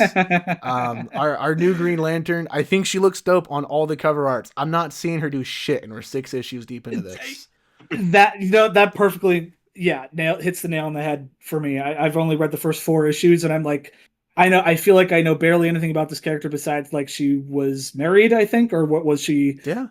I just remember something about her wedding ring, and like that's really all I know about her. And she's barely done anything with her Green Lantern powers. And it's like, what is? I don't like. I think it's this initiation for turning into a Green Lantern. I thought this was like a really cool flip on how that works. Mm-hmm. The idea of Abin Sur giving the power to somebody, like it's this frightening, horrifying alien thing that you don't know what's going on. You think you're all being killed or whatever, but it's actually, I haven't seen the full reveal with that yet either. But like, I like where some of these ideas are going, but I think it's taking a little bit too long. Yeah, dude. To get answers. I think I have a perfect encapsulation of it. Okay, And let's hear that's it. once again for the manga inspiration. It is a monthly series with the pacing of a weekly series. Absolutely. There you go. It has Yeah. so many cool concepts and ideas. Like I read Chainsaw Man, that releases every 2 weeks. Amazing Spider-Man releases every 2 weeks. If it had even a bi-monthly schedule, I think it would have massive benefits because its pacing is super fast, but we learn next to nothing. Yeah. A lot happens, but it doesn't give you like literally. I read issue 6 today. It answered a lot, but also left so much more that I'm still as confused. And as I said, I'm biased. It takes place in a fake town that's heavily inspired by a bunch of towns I lived around that I've seen. And I love seeing that and its connections and emotions of Carson City, which is the state's capital. And that's just so fun for me. But a lot of it is just kind of being taken away by throwing all of these cool concepts. Like Al Ewing, the writer's main idea was he wanted to basically recreate the idea of what if an angel descended from the heavens and started doing things that we couldn't comprehend. And I love that as a concept, especially for Green Lantern. And the only Green Lantern book I've read is DC The New Frontier. I gotcha. Okay, so I you was at least know about the main character, yeah. And so I was so excited to kind of start in with this. And even though I'm still biased because of Nevada and because of that, I guess, representation, it doesn't take away the fact that I'm still just kind of sitting and waiting. So I'm gonna see if, like, by issue 12 we're not getting any answers. I feel like that this will be the weakest book in the line. That's fair. Yeah, and that's a shame because Green Lantern. I have read a decent amount of Green Lantern before from like the Jeff Johns run. That was actually one of my very first comics that I ever got. It was like a Scholastic book fair in 8th grade, and I got like first volume of Miles Morales Ultimate Spider-Man. Okay. And Green Lantern Secret Origins, which was the Jeff Johns run. And that had came out around the same time of like the Green Lantern movie and stuff. So that was my first exposure. And then I went and I read like Sinestro Corps War and Blackest Night. And that whole thing is so amazing that we need that to be adapted into a movie. And going into this, I'm like, well, Green Lantern's like consistently known as one of the best comics in DC. I always feel like when I hear just general chatter about characters, it's like since like Jeff Johns' run, like that's one you go to for like, you want to make sure you're reading a good comic run, you can just pick up anything from Green Lantern. Gotcha. Okay. So for this, I was like, what's going to be this really cool radical reinvention of this character? And this one just still hasn't sold it for me. Like, again, yeah, the ideas are great, but like it just, I don't know, it's not as cohesive. And maybe this will be a great paperback when it comes out. Maybe. When it's all like put together. Hopefully, dude. Until then, I'm tapped out because of that right there. Because you're right. Honestly, you perfectly nailed it. It is monthly releases of weekly pacing. It feels like the same reason why I gave up on Dragon Ball and Dragon Ball Z. And we've talked about that on the podcast, and I had to awkwardly do the episode of Goku. I'm like, I tapped out after 50 episodes because, like, I got sick of seeing Goku on fucking Snake Way. And that's what this feels like we're on. It feels like we're having not even like this uphill battle for momentum. It just feels like we're just slowly building with nothing in sight, unfortunately, is what it kind of feels like. In the Nevada desert. You know, yeah, exactly, man. I feel like I'm just seeing just some exits and I'm just passing by all the good food, you know, and landing here with Green Lantern, unfortunately. Will, can you go ahead and describe a little bit of The Flash? Because I have no experience of that series. This is our last one to discuss this evening. Take it away with The Flash, man. So The Flash The Flash is like usually like my favorite DC character. I love like the New 52 run. I have like at least like the first like 4 or 5 volumes over there. I always just was drawn to his power set. I love the sleekness of his costume and stuff like that. I like his rogues gallery, his villains. The Reverse Flash is one of the best villains of all time. So this was a book I was really excited for. I know that it's Wally West instead of Barry Allen. But this is another one that I feel like it's closer in line with Green Lantern than it is the other books. Okay. Where it's like it's a lot of like, all right, we're setting up all these pieces, but nothing really that substantial has happened yet. I forget how many issues. Let's see. I think around 6 as well. I think 7's going to come out or something. Yeah, 7 comes I think out. I've read the first 5 issues. Okay. And like he finally gets his like costume in episode or in chapter 5. Oh wow. But a lot of it, it's just I feel like we're kind of it's literally a story about Wally West being on the run, and like that makes sense. He's the Flash, you know, on the like run. he Yeah, should be pun on the intended. run. Like it. Yeah. And it's like it's got everything there. You know, like you have like basically the Rogues Gallery is now being reinterpreted as like a government thing for like a secret task force where they're doing all these experiments. I like that. One thing I like here that is seemingly a theme that we're seeing a lot in the Absolute Universe is that some villains have become allies here. Like they flipped that. Yeah. Like Gorilla Grodd is not a gigantic like ape that's trying hell bent on taking over the world. He's actually a tiny little like I don't know what kind of monkey that is, like the little one with the long tail that you can just like keep on your fucking shoulder. He's like that. Marketable plushie. Yeah, he's marketable. And he's just this cute little monkey that like he has the psychic powers and he's talking to Wally. And he realizes like, oh, like you suffered from an experiment the same way I did, and now I relate to you. And so he's helping Wally try to keep control of his powers he's just recently gained. But it's just another one where it feels a little aimless at the moment. A little bit more like now it feels like they're starting like almost like a Monster of the Week type thing. Like they just fought Heat Wave, I think. And like, all right, like where's this heading? Like I don't know. Like I feel like Batman and Superman, like they have these very clear stories that they're setting up with these clear arcs. Like clear intentions for the villains. The Absolute Martian Manhunter was completely insane, but even by like issue 2, I'm like, okay, I see what the vibe is. Sure. I get like the premise. I get what I expect. Like what they've been setting up is what they have followed through with. And so far here, like this is just one. I feel like they haven't been exploring the powers as enough. Like he just kind of, oh, I gotta get out of here, and then he runs. And disappears somewhere, and it's like 4 issues of that. I'm like, all right, like when is he gonna do something? And we finally get some of that in issue 5, where he's like, all right, let me take this costume that I have and put it on, and he looks cool. But it just for me, it hasn't been hitting the like I like to compare it to like the New 52 Flash. I just don't think it's even as good as that. Okay.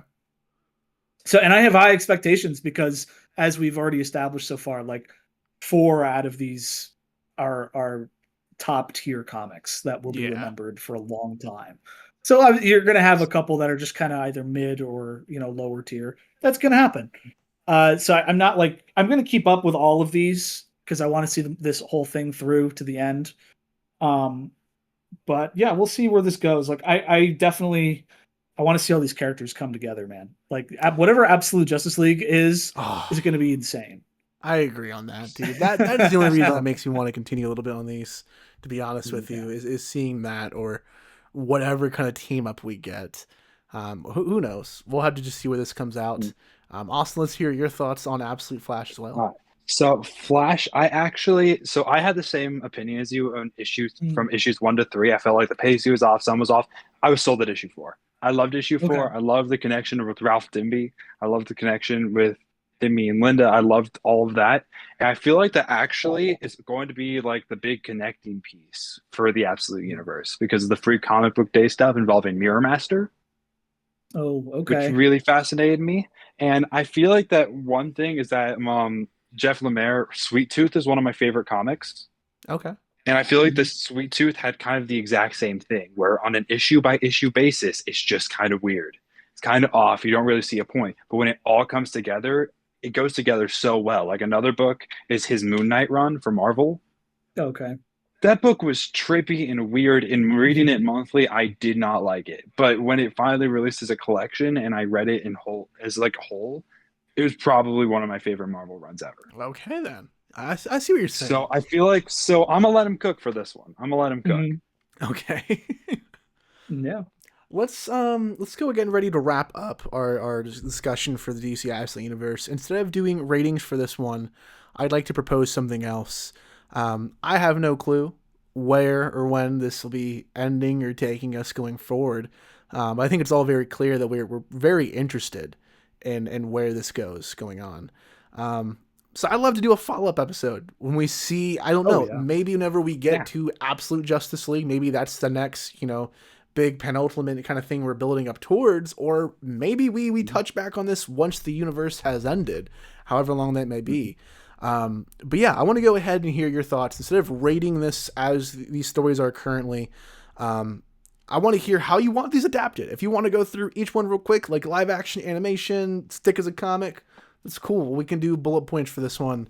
So yeah, I'll get started off with this one. For Absolute Batman, like, when I walked out of seeing The Batman, I was fully satisfied with not making a Batman movie, with directing one. Because I feel like when you're a big fan of these franchises and these heroes, these characters, you always have that childlike desire, that want, and to have the opportunity that Jon Favreau and Dave Filoni get, to turn your action figures into a real actual film or product, right?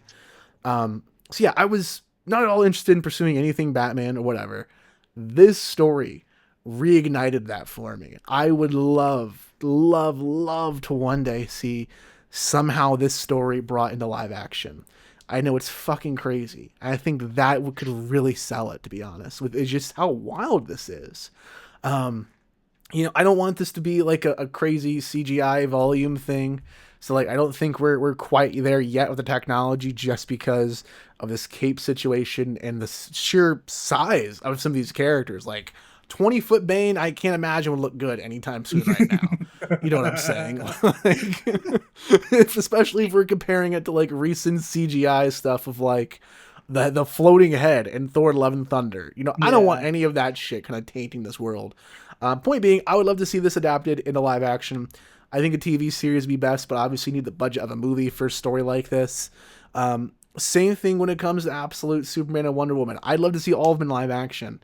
I think that Wonder Woman and Superman probably will work better as films instead of a television series.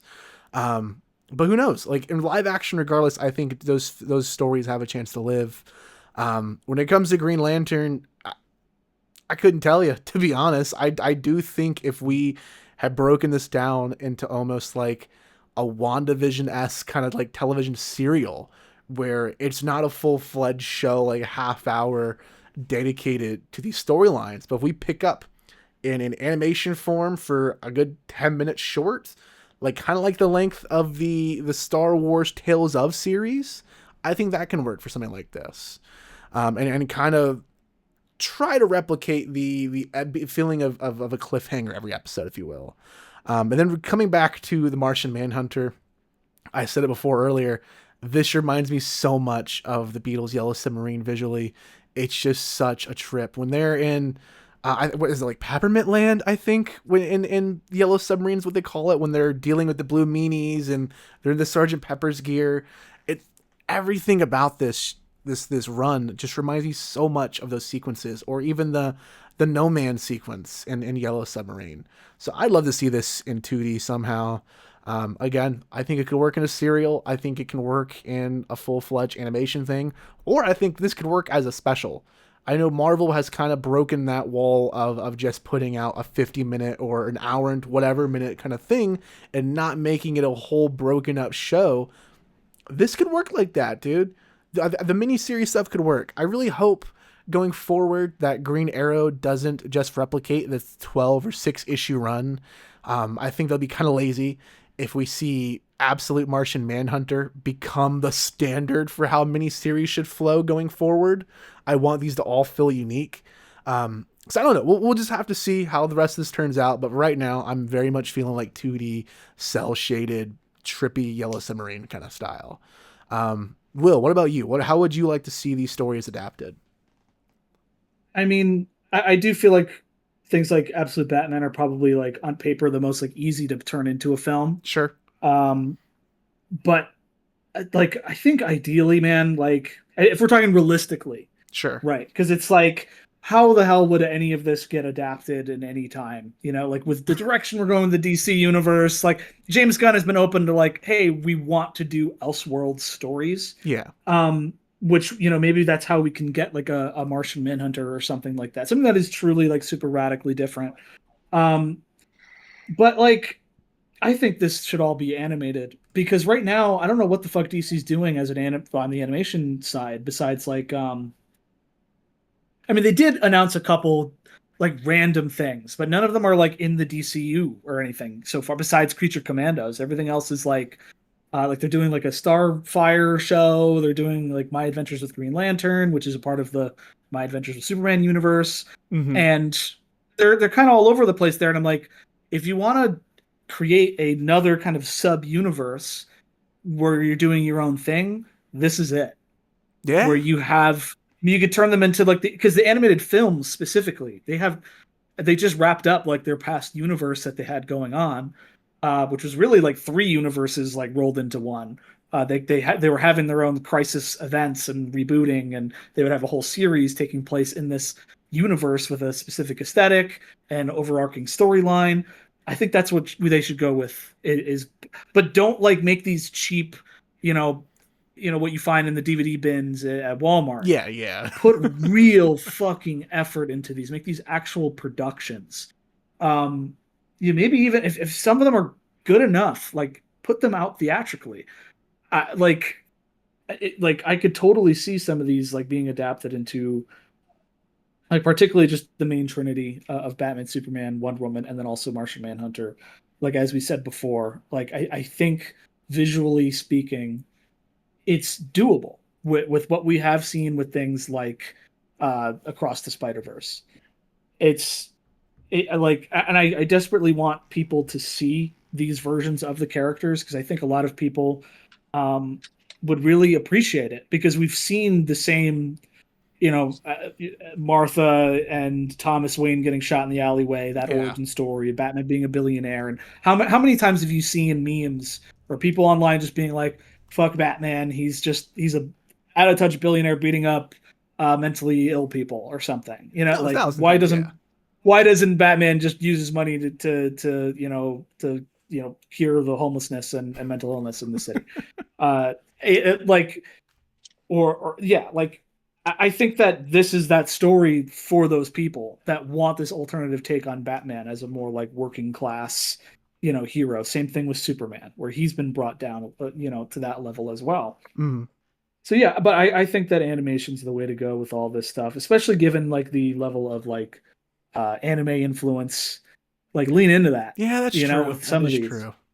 Okay. Mhm. I love it, dude. I love it. Dakari, how would you like to see these stories adapted? I know you've only, you're a little bit crippled with this one. You've only seen 2 of the 6 going on, but still you have a good idea of what this universe has to offer, and you've seen how radically different these heroes and their origins are now. So how are you feeling about all this?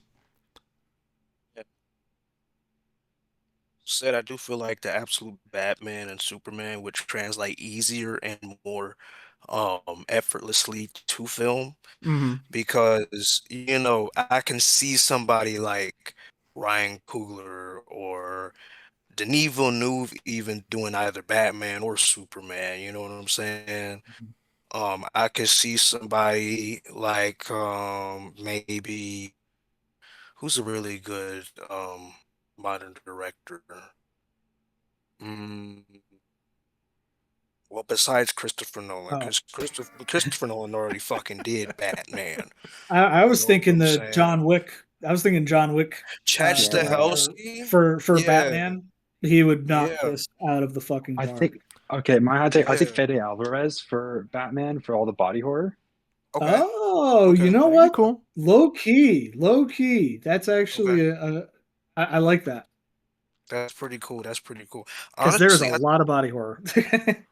I think George Miller could do George. I think George Miller can do Oh yeah. absolute Superman. Oh, George Miller could do absolute Superman.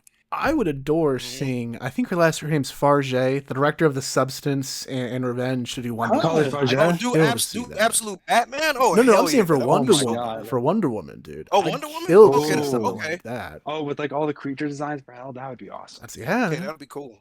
I'd That'll love be so something cool. like that. Yeah, that'll be cool, man.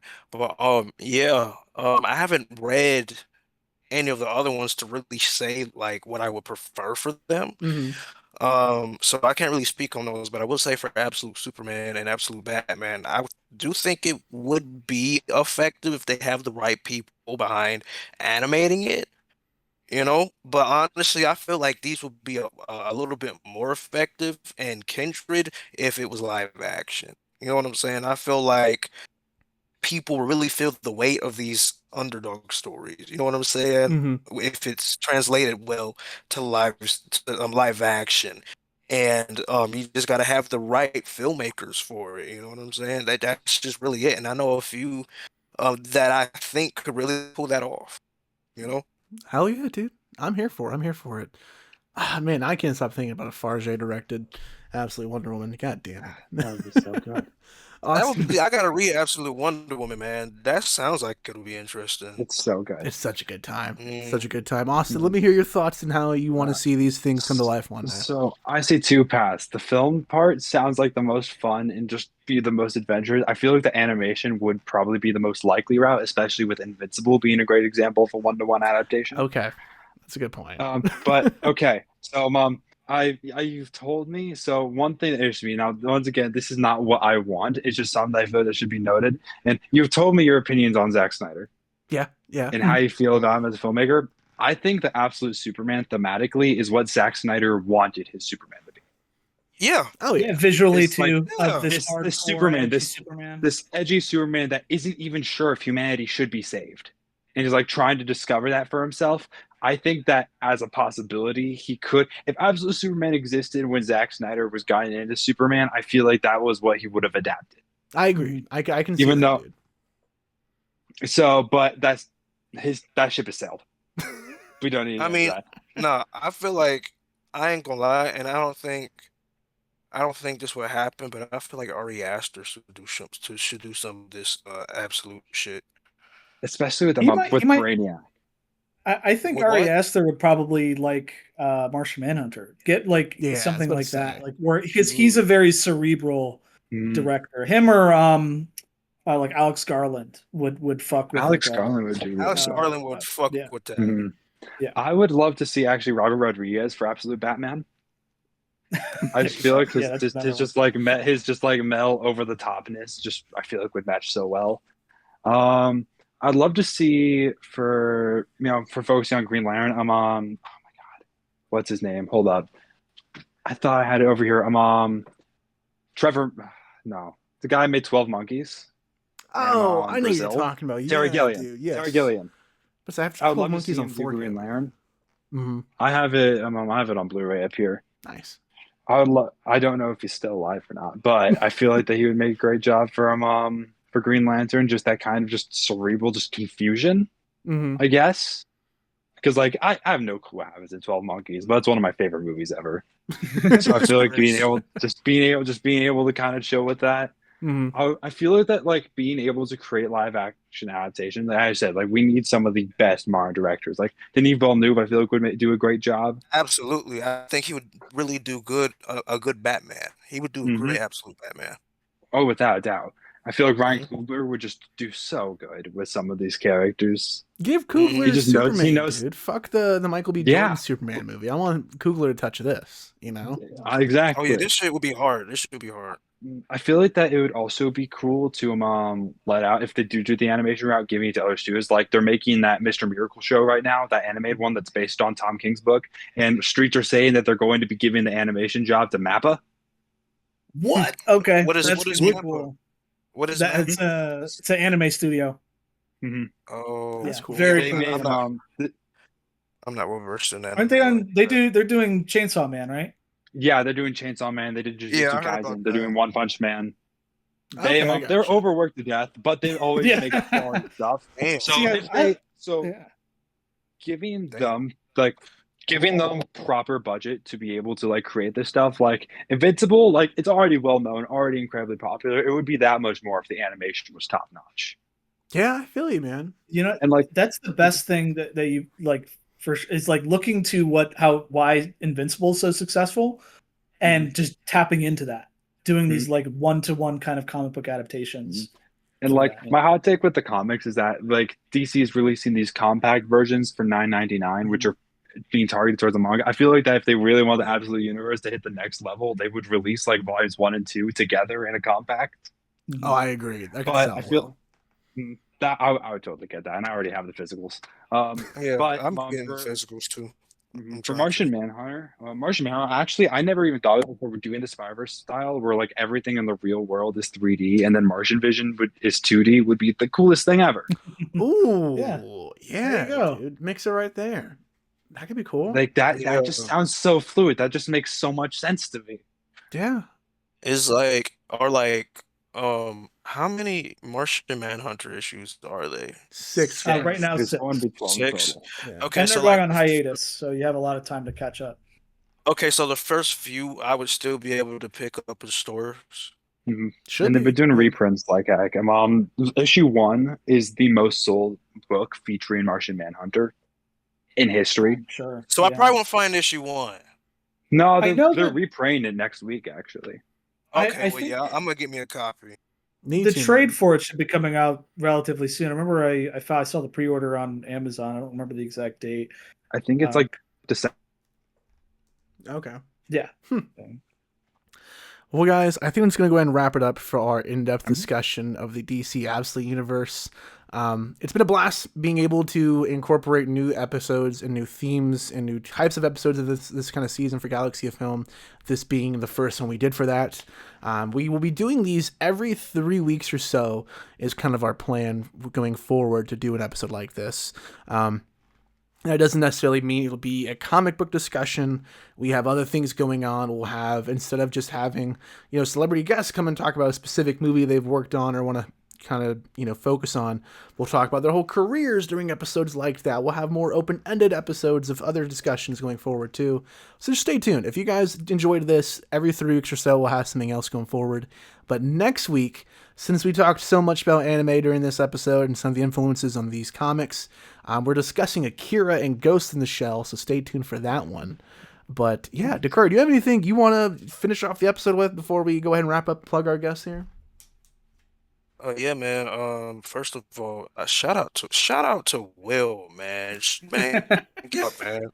Shout out to Will. You know what I'm saying, bro? Like, thank you for actually bringing me back into not just, wanting to collect comic books again, but wanting to actually get back into the significance of comic books. You know what I'm saying? Like, I really appreciate that because, like, when I went to these comic book stores, I didn't just get what they had of the absolute Batman shits. I got some other shit too. Like I got the first issue of Bitterroot, the new Sanford Green comic. Ooh, Like I had a chance to see Sanford Green recently in New York. He's my alumni. He went to Benedict. I met him a couple times. He did the some of the posters at the Wu-Tang pop-up I went to. He was there, yeah. Yeah. That's cool. I didn't know that. That's cool. I met her a couple times. And then the new Blade shit that's been out. They had like lots of copies of issues 3 to 5 in different covers, and it's put in this plastic that's exclusive to the comic that has this red band shit on it. Like it's so cool. And then I was able to pick up the first issue of Kick-Ass. Oh, that's dope too. Like, come on, bro. Like this is something that I've wanted to do, but I probably would have did it already if COVID didn't happen. You know what I'm saying? Yeah. So, hey, man, thank you for, allowing us to be part of the comic book resurgence. That's what it seems like. Yeah, man. And I got awesome. Wrapped up in it. I got wrapped up on the DC side. It was because of the Absolute Universe. I was like, this looks like a good jumping on point because everything was so dense with the continuity at the time, and it had lost me. And so I was like, all right, this is great. I mean, we're going to jump on here. And while I'm reading these books, I'm going to try to catch up on some of the stuff so I could get more into, the older comics. Like, and I've been delving into the history and like seeing where James Gunn's universe is going. It's taking a lot of inspiration from the 80s comics. Like I'm reading like Justice League International right now, which is like, that's the Justice Gang in Superman is based on that run of the comics from the 80s. And so like stuff like that. And then I'm with Marvel. and like I've been trying to like ever since like X-Men 97 came out last year. Yep. That was made me go, all right, I gotta get hop back Let's on say Marvel. Spider-Man 94 right here. Yeah, and like I was just reading the 80s X-Men, and then now I've been reading like Immortal Hulk and the Venom run, the Donny Cates one, and just comic books are amazing. I've heard a lot of people talk shit about comics, like, oh, manga is just so much better because this, and that. I'm like, no, dude, like, go read comics, like actual comics again, and you could. It's equal, you know, like neither one is better than the other. Comic books are still pumping out great stories with insane, like really great art. They have still a lot to say, even with these characters that are 70 plus years old, as we can. I've been discussing this entire episode, so absolutely, dude. I'm glad I got that, you know, into all of you guys too. We'll have to break apart the Discord for the comic book club at this point. That's what we need to start doing. I might as well. We already have a game chat in there, so goodness. There's also a new Godzilla comic universe that's just starting up with IDW. They have like 3 concurrent Godzilla runs that are all tied in with each other. So I'm like, I'm back into it, man. And Transformers has one right now too with the Energon universe. Yeah, isn't it like tied to G.I. Joe as well? The Transformers. Yeah, it's tied to G.I. Joe and a new series called Void Rivals, and all of them have been great. Transformers is now so Daniel Warren Johnson, right? It's being taken over by Robert Kirkman, who wrote Invincible and The Walking Dead. Yeah. So it's gonna be peak. That's cool, dude. Okay, yeah. So much to keep up with. And you guys will hear more of our thoughts, I'm sure, in the future episodes, discussing briefly some stuff with the Absolute stuff. I know earlier this episode I did discuss issue 1 of Batman, the new run. I think I'd like to keep discussing this monthly as well. So maybe we'll fill it out, guys. We'll kind of see how we're dealing with comics. Yep. I know there's some other stuff we're going to be discussing, too, with television shows going forward.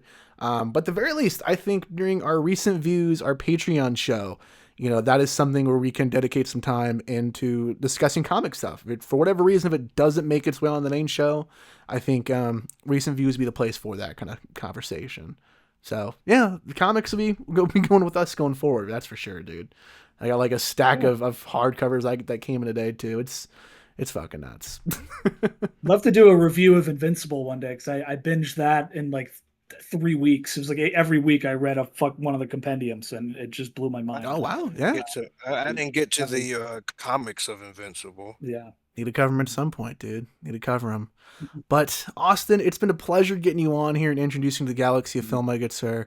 We'd love to get you on again here in the future. Where can our listeners keep up with you on social media, if you have social media you'd like to plug? So you can follow me on Instagram on the tag The Infamous Bat Pug. Okay. So you can follow me on that. I do art there, and I do produce a lot of my film stuff there too. So if you want to check out that. Hell yeah, dude. Hell yeah. Links down below, of course, too. And then, Will, I know I'm not going to make you go ahead and do a little shameless plug as well here, but however, we do have a little film that you've directed that's coming out next month. I don't know if you'd like to go ahead and say something about that, because I know the next time we probably get you on the podcast is around when that's dropping. I know we don't have the release date just selected just yet, because we're also still working and trying to coincide the release with Monsters Mayhem, which is next month. So by all means, if you'd like to take the floor for a second, speak about this. Yeah, so my short film that I've been working on for a very long time, Acts of Violence, has it's 100% done. It's in the can. Music and sound as was fully edited about like 2 weeks ago, and like it's pretty cool finally getting to see it all together. I had like a really great musician friend of mine work on it in an actual like studio. So like we spent like an entire day just like sound mixing, because he had done the soundtrack already, and just like seeing him work on it and do all these very minute, subtle things that somebody like me would never pick up on, but he put so much work and effort into this. And that was the final thing I needed to see, was how's the music? Because this is a short horror kind of film. The horror, like the music is what kind of makes it work. And I got to say, there's like one shot in particular that I am so proud of, that I can't wait to have people see, and a lot of that is because of how great the music is as well. So I'm very excited to get this out. Yeah. That's Hell it. yeah, dude. I'm pumped for this. We've talked a lot off camera about that film. So fucking proud of it for being finished. So excited to see this. Dakari, I know we've also been teasing your film coming out very soon as well. Sometime this month it will be dropping. Release dates will be hopefully announced next week on the podcast so we can go forward and get these out for you guys to see. Because we just got a ton of stuff we've been working on. Like, I understand, guys. We came in swinging this year. We dropped right away. That was a heavy hitting film I made. And it seems like, we haven't pushed it out in 5 months. Just you wait. Just you wait, guys. Okay? Because, like, the shit we're working on, it's insane, dude. It's insane. I got 2 more short films under my belt that I feel like are almost just as good, if not better, than Man of the House. Dude, that third one, I don't care what anyone says, bro. The third one knocked the fucking socks off of me, dude. When I watched that, so, I'm really excited to see those, Dakari. Oh man, yeah. I think they're a little bit better than Man of the House. I love him, dude. That third one, I was raving to Danilo about that the other day when he called me. Danilo, I don't get why. Did Danilo watch it? He hasn't watched it yet. No. I don't. For our listeners, I don't know why people think that Danilo's not like part of the conversation still, just because he's not part of the company and shit like that. But God, no, I talk to him like at least once a week, where we're just shooting the shit for like 2 hours probably. So yeah, no, he's pumped to see that shit too, dude. We were talking about it just a couple days ago. You know, it's exciting, man. I'm excited to see wherever the future is with everything. Excited and very proud of everyone for just making their own shit, dude. Genuinely, you know, we've obviously been to a point where it's been on the screen, so it's a different kind of meaning and different level of special to see new things return to the screen. It's not just a one and done for everybody. So by all means, very proud of both of you guys. Very proud of this company and everyone involved, and excited to see what's coming up next. But like I said, next week we're talking about Akira and Ghost of the Shell, guys, so stay tuned for that episode. You can go ahead and follow us on YouTube for the podcast weekly from now on, as well as Spotify and iTunes. And if you enjoy the show, please consider leaving us an iTunes or Spotify review. It truly does help with the show much more than you can imagine. And we'll talk to you guys next week. Bye, guys. Peace.